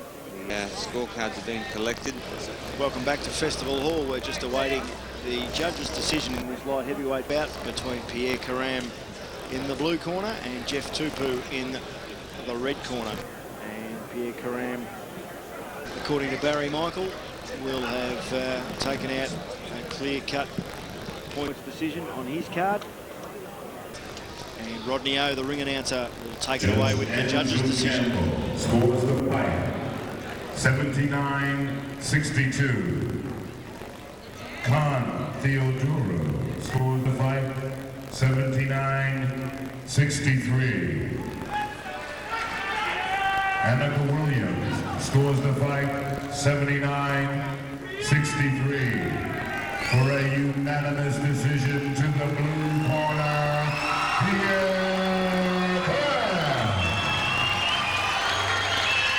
Unanimous points victory for Pierre Karam at the light heavyweight limit in his comeback fight after 20 months off the boxing scene. His comeback has been triumphant and victorious, clearly outpointing Jeff Tapu over 8 rounds to lift his record to 16 wins, 1 loss and 1 draw. With 5 KOs, bigger and better things now. Pierre Karam in 2003, a clear-cut, unanimous points decision over 8 rounds. For the future, where do you see yourself going? Well, my plans at the moment, Rodney, like I said, everybody knows I've been out of the ring for nearly 2 years, so that was a long layoff and ring rust to shake off. I can't, just come back and start making predictions being this long out of the ring. But I'll take each first time as it comes. This was my first obstacle. I got over it pretty easily. I injured my hands, both hands, in the 3rd round. No excuses. Jeff kept coming at me, did what he had to do, and I did what I had to do to pull off the fight and take the victory home. First of all, I want to thank this unbelievable crowd we have here. And it's amazing. This being our first big promotion here in Melbourne with Abud Weeby and Charlie Chidiak, my new mentors, who are taking me all the way to the top. Like I said, this is my first obstacle over. Not making any predictions as yet, but I will drop a few names which are on my on my hit list, one being Paul Briggs. And as we know, this corner right here is the Briggs corner. We will take this fight mid next year. Let me have 2 fights to get some more ring rust out of the way. I'm going straight to the top. Like I said again, unbelievable supporter base being in my hometown here in Melbourne. Beautiful to see all you guys here. Unbelievable supporter base coming down from Sydney. I love you guys for coming down. Thank you. And first, I want to thank my sponsors, Fussy Floors, Joe Salem. Thank you for your new sponsorship and your help. NTG for my unbelievable new sponsorship. Thank you, NTG. La Porchetta Pizza, St Kilda, Ackland Street, Sam, Pierre, Sobby, and all the boys down here. Barflies, unbelievable. Tony Hashem and Billy Bazooka and all the boys from Coburg and everybody. Thank you. How about a big round of applause for the winner, Pierre, Karam. Well, you heard it there first from Pierre Karam. Not only is he back, he's got big plans in mind, Barry Michael. He's mentioned the name of Australia's not just top-rated light heavyweight, but arguably, as far as Australian-born, best fighter at the moment, Paul Briggs. That's who's in his sights midway through next year. He thinks he needs 2 more fights to get the ring rust out. As we mentioned earlier in this bout against Jeff Tapu, was all about this fight tonight, getting the ring rust out. But on that performance, how many fights do you think he needs before jumping in with Paul Briggs? Well, at the moment, Paul Briggs is certainly on fire, but, Pierre did look good tonight. He's especially after such a long layoff, and he's only going to improve from there. But, he did look very good. He moved well, and he put his punches together well. Pierre Karam outpointing Jeff Tapu, a clear-cut decision, 79 points to 62, 79 points to 63, and 79 points to 63. We'll actually double-check those judges' cards, because I think most of those rounds might have... I think it should be 79-72, 79-73, and 79-73. That's what I was thinking, Barry. Yeah. Otherwise, they were virtually all 10-8 rounds, which they clearly weren't. While he was dominating the fight, they weren't. Well, there was no knockdowns. No, he wasn't dominating that much, making 10-8. They weren't all 10-8 rounds, and I think Rodney might have made a bit of a blue there. And so for our viewers, I would say it would have been 79-72, 79-73, and 79-73. Unanimous, as we said it from the 3 judges. Pierre Karam lifts his record of 16 wins, 1 loss and 1 draw with 5 KOs. Bigger things in store for him in 2003. Jeff Tapu falls to 5 wins, 7 losses and a draw. Next fight on the card, Julian Holland takes on Joy Ali from Fiji at the welterweight.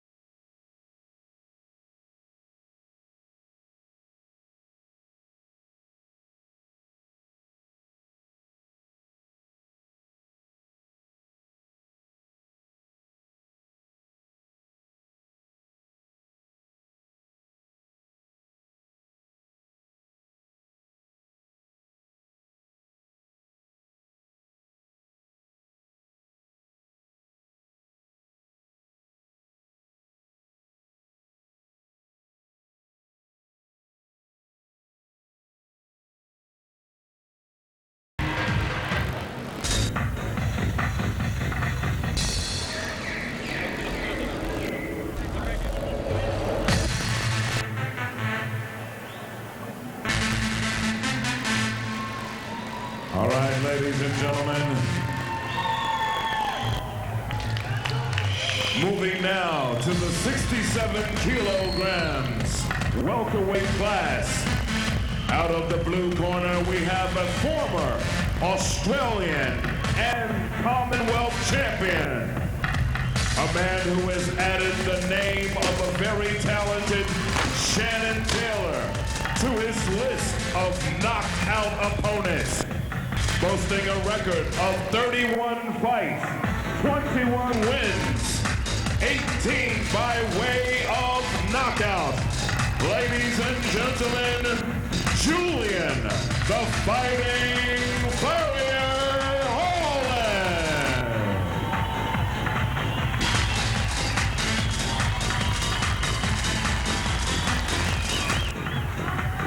Welcome back to Festival Hall as Julian Holland gets a rapturous welcome into center ring.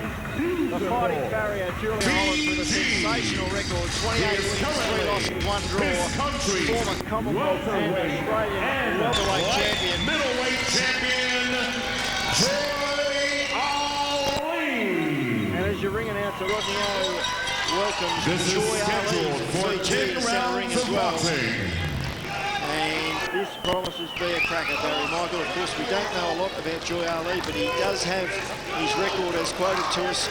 21 wins, 3 losses, 3 draws, with 16 wins by the short route. That's a lot of knockouts. That's a lot of knockouts, and most Fijian fighters, most fighters from the islands are usually big punches. Good bangers here, and Are you ready for some he's got a action, great physique. Melbourne? This welterweight Joy Ali. He looks considerably taller than Julian. He looks in good condition, but I tell you, Julian Holland looks very, very determined to me. Bryce Whistle, your third man in centre ring, the referee. He's in all black. Julian Holland in all black as well. And Joy Ali in the orange trunks as they're called to centre ring. This scheduled for 10 3-minute rounds. Julian Holland, former top 10 in the WBC, as well as being a Commonwealth champion, of course, winning that Commonwealth title. That sensational stoppage of Shannon Taylor back in August of 2001. Welcome back to centre ring, Julian Holland. 7 months ago, you lost your Commonwealth title, but this guy has got a lot of class, a lot of talent, and at 30 years of age, 28 wins and 1 draw on his record from 32 fights. He has still got a lot of good fighting ahead of him and headed back up the rankings with a bullet he would have shot. Yeah, no, he does. He looks in good condition, Julian. He wants to. He needs to look good here against Joy Ali in his first fight. First comeback fight since losing his Commonwealth title. So expect some fireworks here. And Julian's a vicious body puncher and got a very, very, very potent right hand. Well, interesting situation here, Barry. Both boys are ready to go. Bryce Burgess is ready to go. But we can't get a fight started without a ringside doctor. And Dr. Peter Lewis is, we think he's in the building, but he's not ringside at the moment. So might have gone out to relieve himself, perhaps. He won't be far away. Just adding to the tension for both fighters. Does look very toughy, Julian Holland, as you would expect. Coming off a loss. Hasn't fought for 7 months, but he is a class act, and he is ready to put his career back on the right path tonight here at Melbourne's Festival Hall, the famous House of Stoush, fighting here for the first time in more than 2 years. You have to go back to when Anthony Mundine defeated Heath Stepton back in October 2000, the last time the famous old venue in West Melbourne hosted a night of the fights. But they're back here tonight, and it's been a sensational card so far. Brad Hemming stopping Brando de Niro in the first fight. Chris Hamilton, unanimous points winner over Mike Cope in the second fight. And the previous belt, Pierre Karam, stepping back into the ring for the first time in 20 months, outpointing Jeff Tapu, a very courageous Jeff Tapu. Now we're going to be underway. Julian Holland and Joy Ali at the welterweight limit, 10 3-minute rounds. Dr. Peter Lewis is ringside, and we can get underway. Okay, he's a southpaw, Joy Ali. He's in the southpaw stance in the opening seconds of our semi-main event. Julian Holland against Joy Ali. Quoted as winning 4 or 5 national titles in Fiji. Joy Ali, of course, not questioning the quality of opponent, but certainly not as many fighters in Fiji, given their population compared to here in Australia. But I guess that's part of the mystery with these guys that come over, Barry. It's the fear of the unknown. Exactly, and as you said, they usually are good punchers, and his record indicates that he can bang. He's a tall, rangy southpaw. And just catching Julian Holland a little off balance then. Lost his balance badly there, Julian. He did. He did. And, of course, as we said, Julian Holland back in the ring for the first time since losing his Commonwealth welterweight title to James Hare in Huddersfield in England back in April. Stopped in the 6th round, but he has got plenty of talent, and he is ready to resurrect his career starting here tonight against Joy Ali. Fijian, who is stripped in perfect physical condition. He does. He's an impressive physical specimen, Joy Ali. And wow, he just landed a big left uppercut on Julian Holland. And Jules falling over then. I think actually Joy Ali, the old trick in the book, stood on his toes. Julian Holland walking up there with lefts and rights. He's looking to land that right hand against his southpaw opponent. And as I said, he's got a bomb in the right hand. But he doesn't need to rush, and he needs to have a look at this opponent, I would think, because he looks dangerous and awkward. Good KO record, as Barry Michael just alluded to, on the record of Julian Holland. 18 of his 28 victories have been by knockout. And he does possess a very, very powerful right hand, as Shannon Taylor found out last year. Going further back, Stevie Marks for the Australian welterweight title a couple of years ago was also stopped. And plenty of victories by the short route for Julian Holland. Fairly scrappy opening round. I'm going to say an ugly opening round at this stage. You know, Julian's lost balance a couple of times. He hasn't, his timing been out, and really, you know, not a lot landing either way. Julian Holland, of course, was based up on the Gold Coast for a number of years. Now based back here in Melbourne. Trains out of the Underworld gym under the legendary Ray Giles. And lunch full with a good straight right. Julian should be looking to go under that long right with the right drive to the body and then come over the top.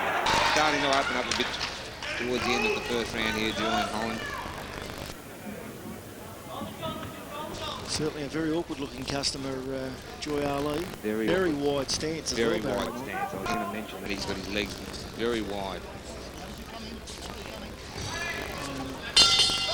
And that's the end of the first round. Julian Holland looking a little frustrated with himself then, actually, at the end of that first round, Barry. To be honest with you, I feel a bit frustrated at the end of that first round. It was pretty ugly, to be honest. They certainly didn't blend well in that opening round, and I think I'll call that a draw. 10-10 round there. Barry Michael has on his card as our Fijian visitor, Joy Ali, takes some breath and some water. And Julian Holland, under the guidance of Ray Giles, of course, been a master trainer over a lot of years, Barry Michael. Yeah, no, he's one of the best fitness men in the fight game that we've had in this country ever. I think he's a very, I mean, you have a look at him, Ray, he's a very hard man, very gentleman outside the ring, but a very, very good conditioner. Of course, been a sensational fitness expert, not just for boxing, but had a lot of involvement with Collingwood Football Club and the AFL over the years. Widely respected around the nation for his expertise in getting elite athletes to the peak of their physical condition. Round 2 of this 10-rounder, the welterweight limit. Julian Holland, the former Commonwealth champion, in his comeback fight against Joy Ali from Fiji. His record quoted as 21 wins and 3 draws from 27 bouts with 16 knockouts. And he certainly wins his punches a little, Ali, very roundhouse in his delivery. He is. His power's in his left hand, being a southpaw, and so far it's an awkward-looking delivery. Julian Holland stalking Ali around the ring. At, very wide stance, as mentioned that first round by Ali. I don't think I've ever seen a fighter stand with his legs so wide. Both boys still sizing each other up. Both pouring out only half-hearted jabs. Ali keeping that left fist very close to his jaw, wary of Holland's knockout power in the right hand. Holland with his left arm around Ali's neck, banging away to the body. Dry spurt whistle soon enough, breaks the boys. Julian certainly having trouble putting punches together against this guy. This awkward Fijian Joy Ali. Starting to open up a little bit there. Very strong physically, Julian Holland. The fighting farrier. Ali with a little bit of a height advantage. Not that when they're tied up in the neutral corner, they could be fighting in a phone box at the moment. You know, I'd say he's got a big reach advantage, Ali. Probably not heaps taller, but he seems to have very long arms. Holland misses over the top. And even though he hasn't been out of the ring for as long as Pierre Karam, 7 months is still, it's a fair break, isn't it? And coming off a loss, it'll take a little while for him to find his feet and get his confidence back. Exactly. No, that's a good point. You know, especially after a big fight, you know, losing his championship to John Hare, he'd certainly be nervous and, you know, looking to look very good, and quite often that can make you look bad if you just try too hard. And I tell you what, he's picked an awkward opponent for his comeback fight. Julian Holland brings tonight a record of 28 wins, 3 losses and 1 draw. And landed a good right hand then, Julian. Yep. Joy Ali didn't seem too disturbed about it though. That's a very emotionless fighter, isn't he? His expression has not changed 1 second in this opening 2 rounds. But a good right hand by Julian Holland got his attention. A little bit of trouble then. Yeah, landed some good shots there on Joy Ali. Awkward customer, the Fijian. Holland balls in again. Bryce Birtwhistle right on hand. And breaks them as the bell goes to end the second round. And a stinging right hand from Julian Holland late in that round. Probably the most impressive punch of the fight today. Yeah, no, I think you have to give that round to Julian. He practiced throughout. It was still a bit sloppy, but he started to put them together better and started to get on target a little bit. And actually looked as though he had Joy Ali in a little bit of trouble at the end of the round there. Tonight's promotion being brought to you by Big Time Promotion. The Boob Weedy and the boys putting together a sensational card of boxing here at Melbourne's Festival Hall. We're in the semi-main event, a 10-round welterweight bout between Julian Holland and Joy Ali from Fiji. And Julian Holland, after what Barry Michael considered was probably a draw in the opening round, probably a 10-9 round in the second round of Julian Holland, as he receives final instructions before round 3 from Ray Giles. Yeah, speaking to Ray before the fight, you know, asked him how Julian was looking. He said he was in great condition and told me that, you know, the way they were going to fight this guy was basically what he's doing, get up close and stay there. And the first round he wasn't so successful, but he was a lot more successful, especially towards the latter part of round 2. And he's looking for an opening at the very minute. And once he starts unloading, I think he'll try and keep Ali against the ropes. As you mentioned earlier, Barry, an awkward-looking customer, Ali, and I dare say that Julian wouldn't have got to see any tapes of this guy prior to the fight. So really, you're just learning on the job, aren't you? Exactly. You're fighting blind, and you know, it can be a bit dangerous sometimes. It is always. I used to love to get tapes of my opponents, but if you can't get them, you can't get them. Bit of power in that left hand from Holland. Julian hasn't hit him cleanly with his own right hand yet. As we know, the knockout power of Julian Holland has sent many a fighter to sleep with that clubbing right hand. And beautiful left hook to the body he's got too. He had an opportunity to land it there and he didn't throw it. Which sort of surprised me, but I think you'll see his body punches come to the fore as the fight progresses more. They call him the fighting farrier, Julian Holland. The power in that right hand, sometimes you'd have to wonder whether there is a horseshoe in his right glove. For sure. Loaded up then, but missed by a fair weight. Plenty of time though, only the 3rd round of the scheduled 10-rounder. 10 3-minute rounds, a fairly long journey, and you know, Julian needs the work. Probably the more rounds he gets, the better. But I think when he gets onto this guy, we might see him in a bit of trouble. But at the moment, he's covering well in the corner. I'll tell you, Julian should perhaps concentrate on that right drive to the body, left hook to the body. He's definitely very open for left hook to the body, this guy, when he backs against the ropes. And Ali, certainly, he's had the left hand cocked plenty of times, but he seemed a little reluctant to throw it, hasn't he? If he hasn't got some power, he may as well let it go. Julian defending well there, looking for an opening. He does. He keeps his left hands glued to his chin. The Fijian. Good evasive skills there by the Fijian. Holland still has him in the neutral corner and not letting him out. There's the body shot.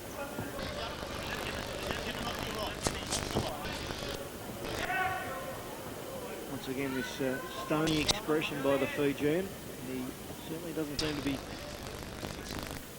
perturbed, and 3 rounds down, 7 to go. Yeah, another Julian Holland round, but again, pretty uneventful round.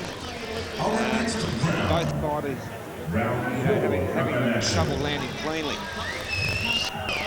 So you would have given that one to Julian just? Yeah, I would have given it to Julian. I think he won it fairly well because, he carried the fight and he...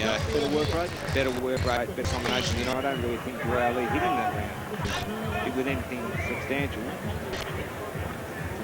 Joy Ali, our visitor from Fiji, taking part in the semi-main event, fighting Julian Holland over 10 3-minute rounds at the welterweight limit. And at yesterday's weigh-in, Julian Holland came in right on that limit, 67.45 kilos, just under the 67.5 kilo weight limit. Joy Ali came in at 67.15 kilos. Julian Holland tonight brings to the ring a record of 28 wins, 3 losses and a draw in his 32 bouts, a sensational record, and looking to improve on that as the 4th round gets underway. Bryce Birtwistle, the 3rd man in centre ring here at Melbourne's Festival Hall. A little more action by Ali to start the 4th. Yep, Ali has been pretty ineffectual in the first 3 rounds.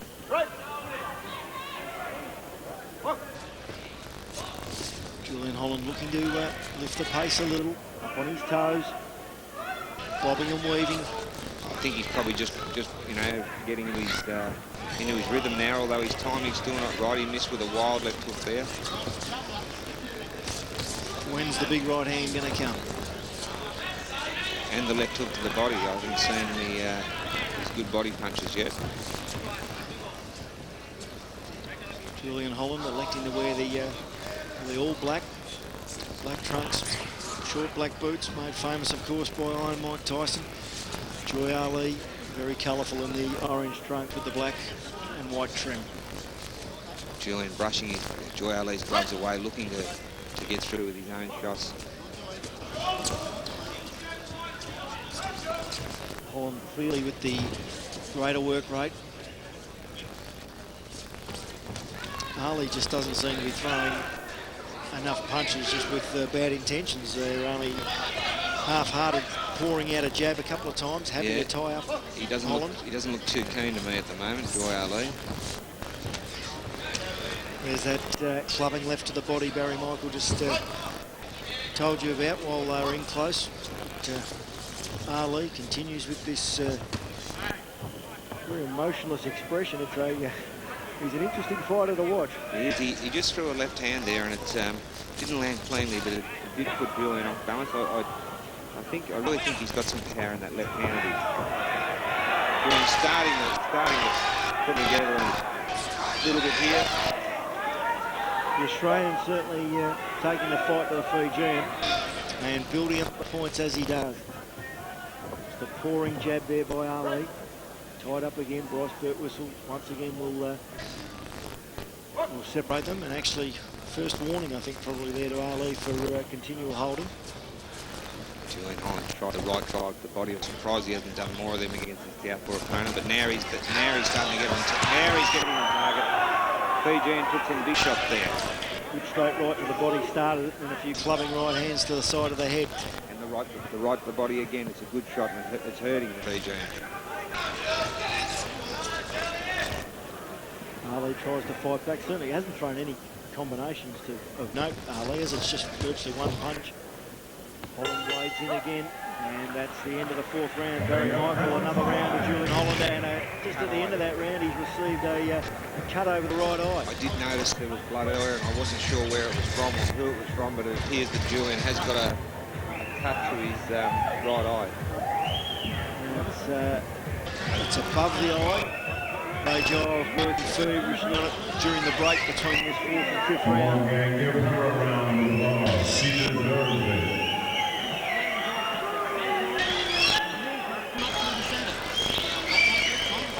Cut on the right eyebrow of Julian Holland sustained in that 4th round. He still has won the round, but that's a fair slice there, Barry Michael, looking on our monitor. It's ugly cut. Yeah, it's right on the corner, so it really shouldn't give him a lot of trouble. It's an old injury, and I don't think it's too bad at the moment, Bruce. It shouldn't give him a lot of trouble in that position. Could you pick up whether it was from a punch or an accidental head clash? No, I didn't really, I couldn't say I saw any head clashes, but then again, I haven't really seen Joy Ali land many clean shots, so not sure where that one came from. And, you know, like from my experience, I mean, as you know, Bruce, I used to bleed a lot and had a lot of cuts, and I think 99% of my cuts came from headbutts or elbows. Very rare to be cut with a glove. Unless it's old scar tissue, which Julian has got considerable scar tissue on the left eye, the right eye, sorry, or both eyes. He's had a few nasty cuts, sure.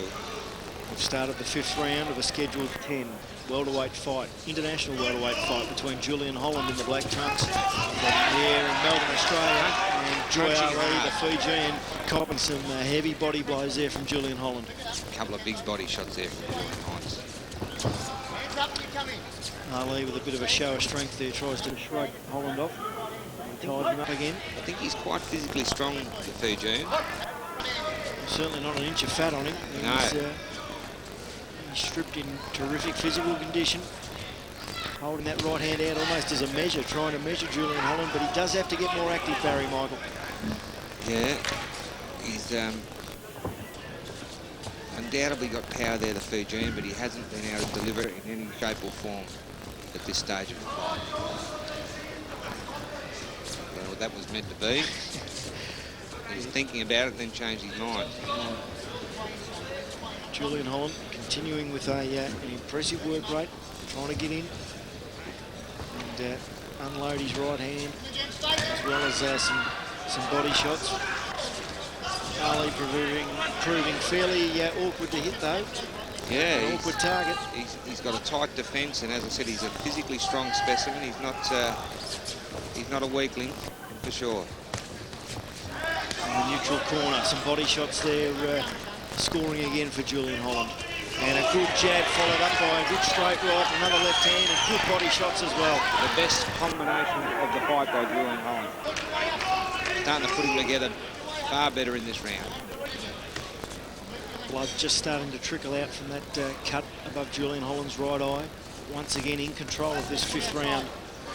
I'd say that cut possibly came from the left-hand footage movements from the laces, or you know, the tape grazing across the side of Julian's eye. Not a lot to Ali's arsenal at the moment. Hasn't really thrown many combinations. He's got an awkward defence. It's been hard to hit, but Holland has got through several good combinations to the body and to his head. Well, this has been his best round, Julian. He seems to, as the fight's progressing, he's seeming to me to start to be landing more often. That was a good left by Ali there. Solid left from Joy Ali. A glancing right as well. Even close towards the end of the round, I still say Julian Holland won that round quite comfortably on your card, Barry Michael. Yeah, I'd take another round of Julian, but he did land a few solid shots to Joy Ali. He's not to be taken lightly, and he has got some power there, and we've got the warrior force of Julian's eye. We're halfway through the semi-main event, the main preliminary on tonight's card, brought to you by Big Time Promotion. And Julian Holland is doing battle with Joy Ali at the welterweight limit over 10 3-minute rounds. According to former IBF junior lightweight champion Barry Michael, Julian Holland in control on his card. Probably winning the 2nd, 3rd, 4th and 5th rounds after having an even first round. The main event coming up on the show, the IBF Pan Pacific title. At IBF Pan Pacific light welterweight title between Lovemore and Ndou and Sakrinun twins. Lovemore and Ndou weighing in at 63.05 kilos yesterday. Sakrinun at 61.75. We're underway for round 6 of this fight between Julian Holland and Joy Ali.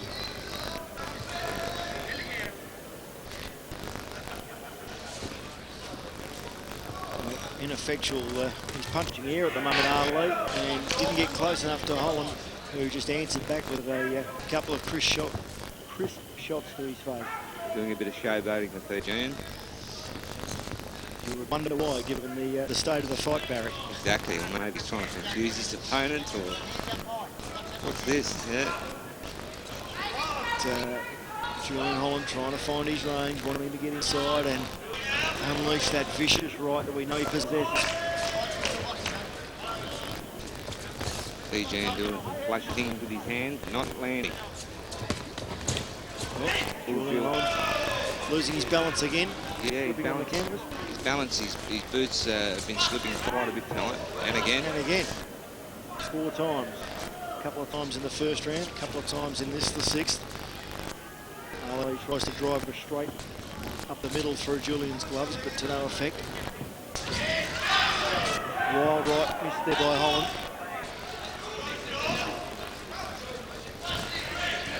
One of the more awkward stances I've seen a fighter have in Joy Ali. Very awkward. Good right to the body. Holland's back Ali into his own corner. Didn't like them body shots. Bryce Burt whistle breaks the 2 boys again. Tells Julian not to pull Ali's head down. And Ali continues to... well, you'd have to say he's fighting a composed fight, but he's not fighting a very effectual fight as far as scoring punches. He's very composed. He's fighting in first gear. It's a good crowd here at Melbourne's Festival Hall. Probably like to see a little more action from the Fijian fighter. Julian Holland, I think, hurt him there with a couple of rights that got through and another good left to the body.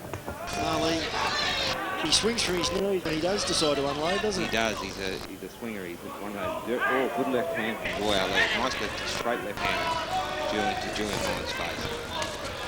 He does. He throws him from all over the place. Slashing hook to the body there.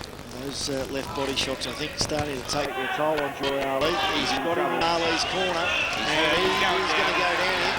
Bryce Burt was just jumped in and put on a standing 8 count, didn't let him go to the canvas. I think that's more from the body shots than the head shots, Barrett. Yeah, undoubtedly. I think we'll see him go before too long.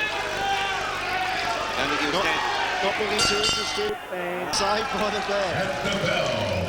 The next round, I think. So clearly a 10-8 round there to Julian Holland with a standing 8 count applied by referee Bryce Burt whistle on Joy Ali in his own corner late in the round. A flurry of body shots by Julian Holland, and that would clearly lead to a 10-8 round for Julian. And I think the Fijian's going to find it hard to stay the distance from here. We're coming up to the 7th round, and I think Julian's just sort of starting to hit his straps. And he knows he can hurt the guy now, and I wouldn't be surprised if the 7th is our last round. Anika Williams, Joe Mann and Con Theodora are the judges scoring this fight.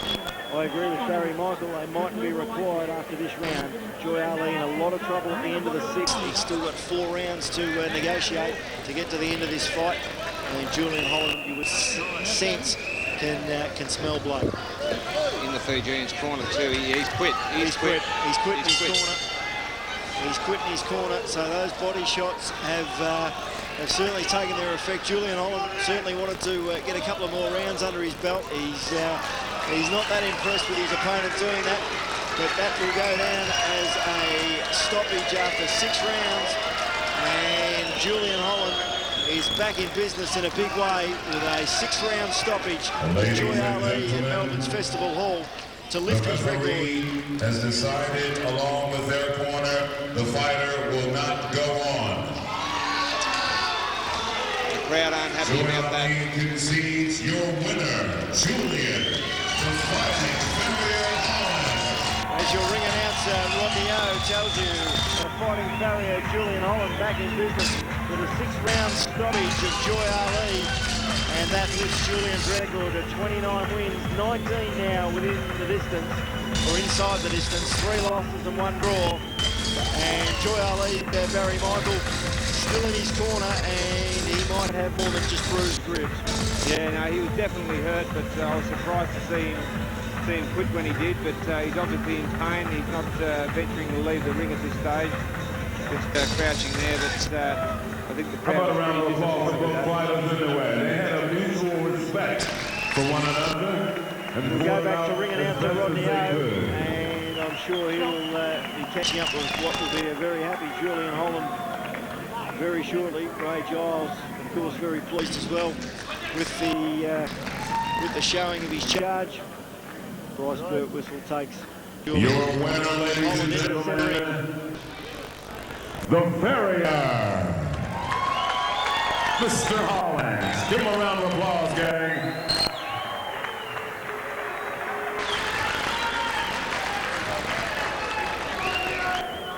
Julian And now, Holland, ladies and winner gentlemen, by I'd like 6 to round introduce him to stoppage. the ring, if you will.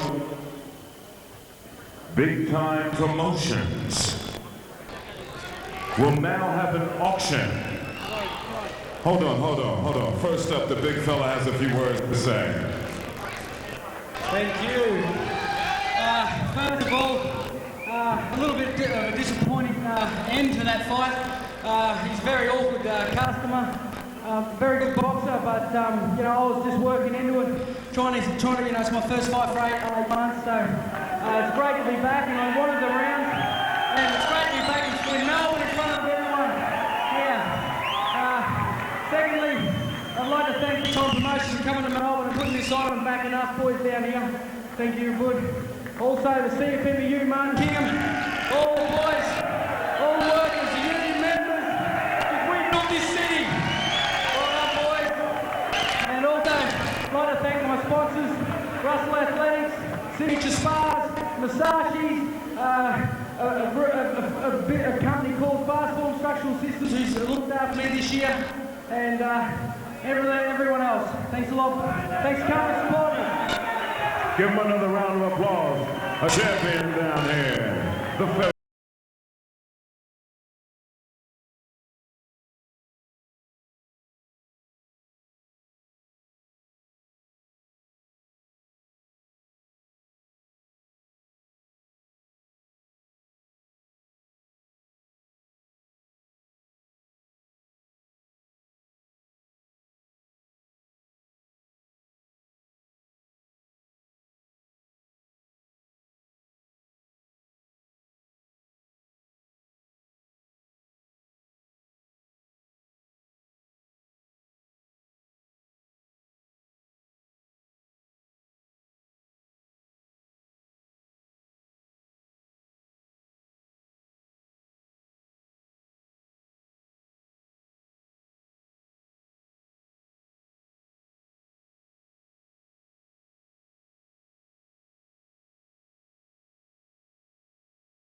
Ladies and gentlemen, in the red corner, this man has to his list of accomplishments in the ring the bragging rights of knocking out former WBA champion Wong Tong Bak of Korea, representing Thailand with a record of 21 fights, 15 wins, 7 by way of knockout.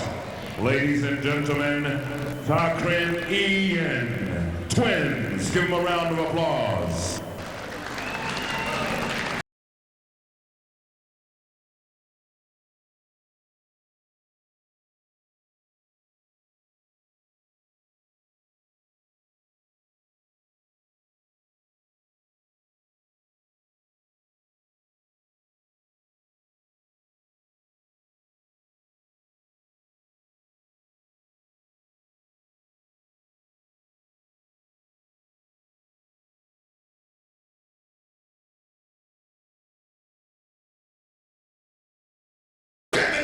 It's time for the middleweight contest for the IBF Pan-Pacific title.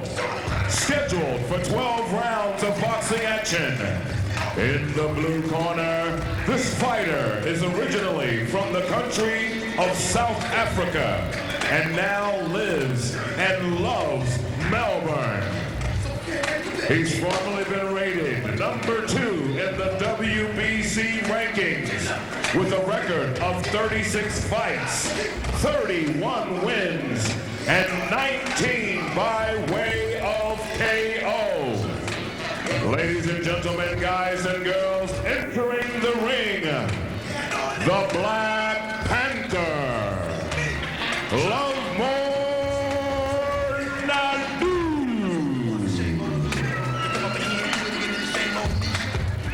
Welcome back to Festival Hall, and as your ring announcer Rodney Owen just told you, Lovemore Ndou, the former number 2 in the WBC, for the IBF in the centre ring title for the IBF Pan-Pacific light welterweight title. And of course, Barry Michael coming with a victory for either of these two boys is a top 15 ranking in the IBF, and that is the most important thing. And ladies and gentlemen, guys and this bout, girls, not just the Pan-Pacific title. it is now Undoubtedly, time as you said, for Bruce, the Lovemore was highest number 2 in the WBC when he was under the management of Bill Moore. And then when Bill basically retired or, slowed down his promotion, Lovemore stagnated. His career stagnated, and he's a vast talent, Lovemore to do. He's a beautiful boxer. And would you all good to rise see and him be in upstanding a for ring, your and Australian he national certainly anthem? be good to see him get back in the rankings. That's providing he wins tonight, of course. Australians, oh, let us rejoice, for we are young and free, with golden soil and wealth for toil. Our home is earth by sea, our land abounds in nature's gifts of beauty rich and rare. In history's page let every stage advance Australia fair, in joyful strains, and let us sing. Advance Australia fair.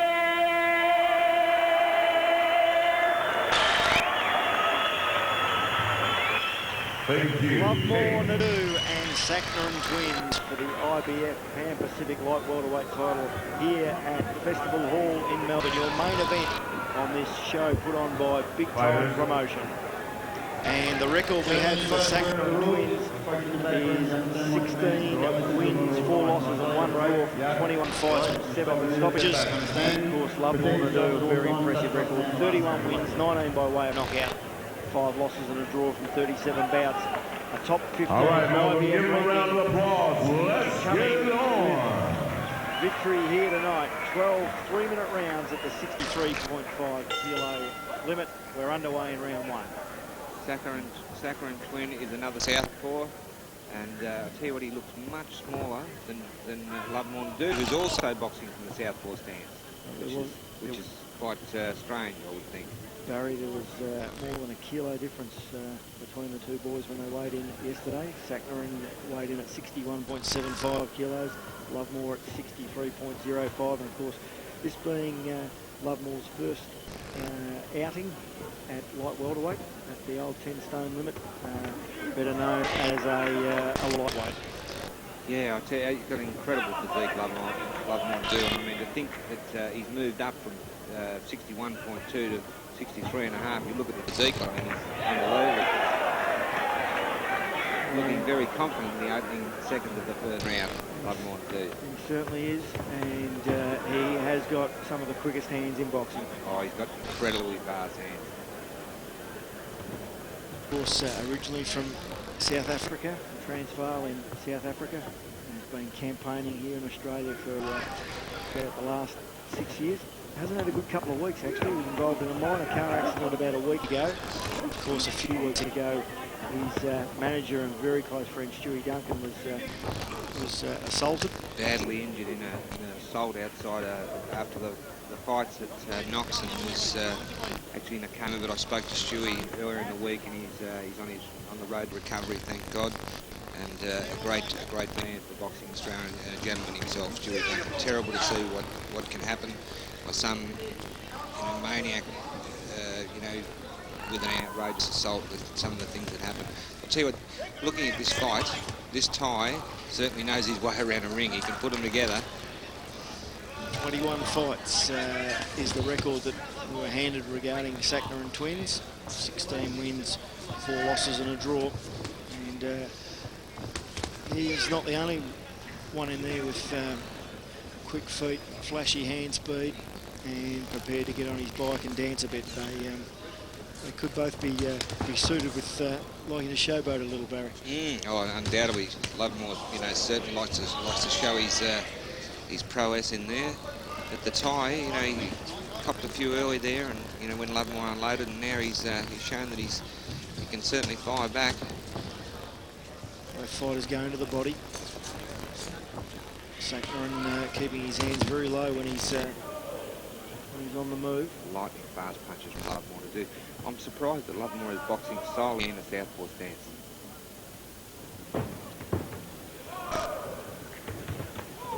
Top 15 IBF ranking is the cream on the cake for the winner of this IBF Pan Pacific title. 12 3-minute rounds it's scheduled for, and the first round has elapsed. Barry Michael, how'd you see it? Yeah, well, The first minute there was all Lovemore to do, and then the tie sort of came in. It was a relatively even round from then on, so I think you could probably put it down 10-10 the opening round. But I think this is going to develop into a cracker of a fight. Speaking to the promoters at yesterday's weigh-in, they said Sakrinun, an interesting aside to his career, 21 professional fights, is that even though he's a Thai fighter, he's never actually fought in Thailand. Most or all of his bouts have either been in Korea or Japan, so very experienced, obviously, outside his homeland. He looks extremely confident, very, very confident.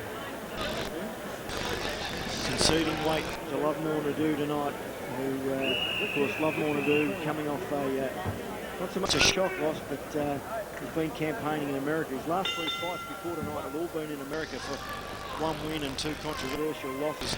His last fight only a matter of 4 weeks ago against Steve Quinones, and beaten on points.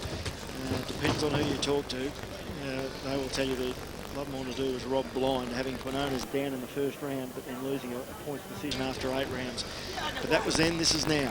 He has got Sakrinun twins, the accomplished Thai fighter in front of him. IBF Pan Pacific title on the line, and going with it, a top 15 IBF ranking. Of course, the IBF's representative here in Australia, Ray Wheatley at ringside as well, watching all the action. We're in round 2 of a scheduled 12. Yeah, you know, this is going to develop into a very interesting bout. Both these guys have got quick hands. He's very fluent, the Thai, you know, when he unloads his punches. A little low. It was certainly a little low. Slashing left hook back from Lovemore to do.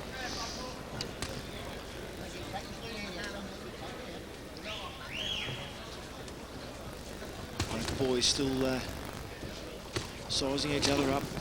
Very, very quick. You can't emphasise the hand speed enough of Lovemore Ndou. They are grease lightning.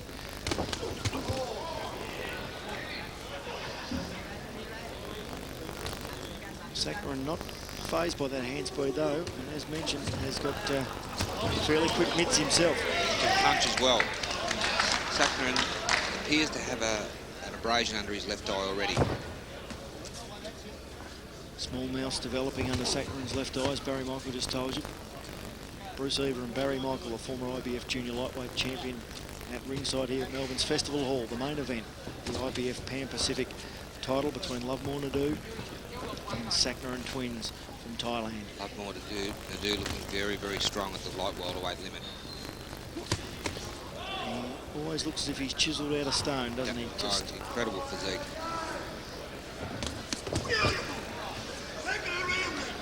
Marking up a little around the face already, the Thai fighter. He is. He's taken quite a few of Lovemore's lightning shots, flush in the face. Blood just starting to trickle from that cut on Sakrinun's high on his left cheek.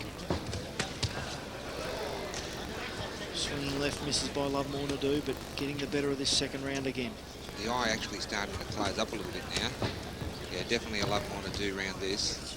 The first round, if you gave it to anyone, you'd give it to Lovemore, but it was fairly even.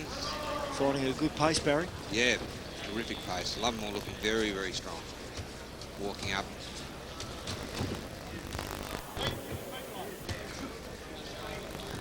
Deflecting the Thai fighter's punches with his gloves. None of them were scoring punches by the Thai fighter. Stuck a lot out, but none of them scored. And Barry Michael did have both rounds to Lovemore Ndou. Well, the first round I said probably the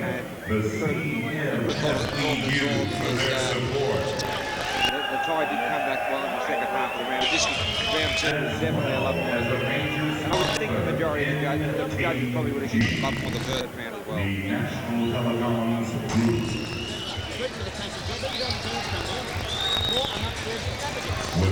Earlier this evening, Brad Hemming kicked off the show with a fourth round stoppage over Brando to Niro at the light welterweight limit. The second fight on the card, Chris Hamilton with a unanimous points victory over Mike Cope. Keep an eye on that boy, Chris Hamilton. Certainly big things in store for the 21-year-old from Toowoomba. That's for sure. Look out, Josh Clemshaw. You've got a guy that's in 2 professional fights, but probably to step in and certainly do very well against any of the light middleweights in the country. Pierre Karam also got his career back on track with a unanimous points victory over Jeff Tapu, and in the semi-main event, Julian Holland stopped Joy Ali. Joy Ali refused to come out of his corner, the Fijian fighter, after the 6th round. So another victory for Julian Holland. But it's Lovemore, Ndou and Sakrinun twins in centering now. Melbourne's Festival Hall, fighting for the IBF Pan Pacific light welterweight title. After 2 rounds, former IBF junior lightweight champion Barry Michael has Lovemore to do ahead, and given those early exchanges, lefts and rights, is certainly dominating the early part of the 3rd round, Barry. Beautiful shots there. Vicious punching. They really are thudding, clubbing blows, aren't they? The sound of leather on skin when Lovemore connects. He is putting his punches together very well, although a very good comeback there by the Thai fighter. Tell you what, the Thai can good fight. straight left. The Thai is definitely a good fighter, the Thai, but vicious left to the body from Lovemore to do. Have a real zing to them, Lovemore's punches.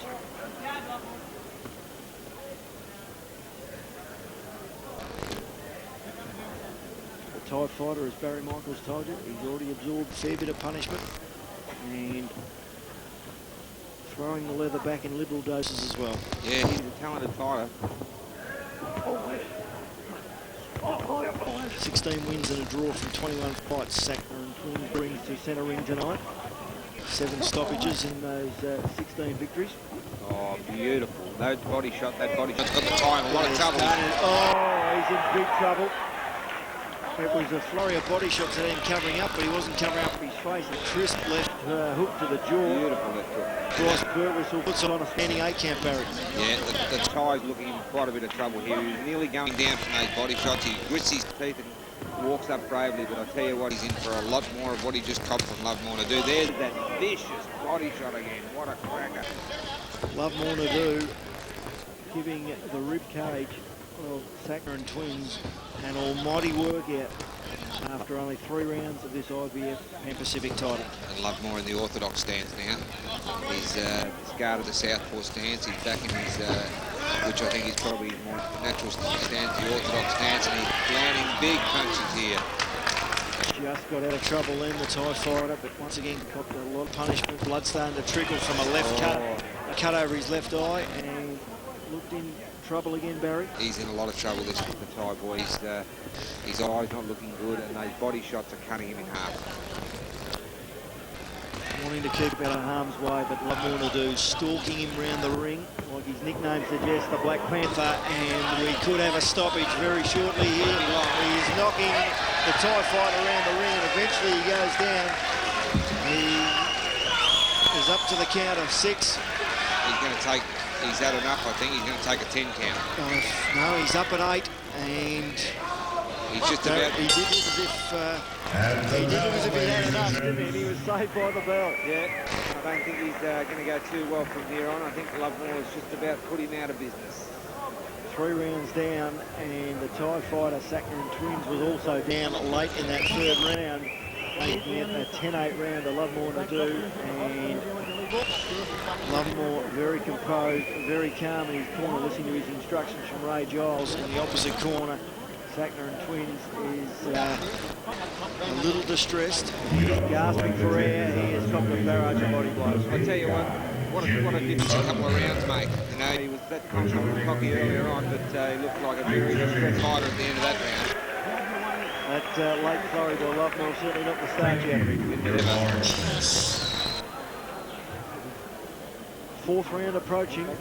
Will it be the last? Lovemore looks as if he's in the mood for an early stoppage tonight. Yeah, I think this will be the final round. I'll be surprised if it goes much further. He's got the IBF Pan Pacific title in his sights and a top 15 ranking in the International Boxing Federation. Round 4 of scheduled 12.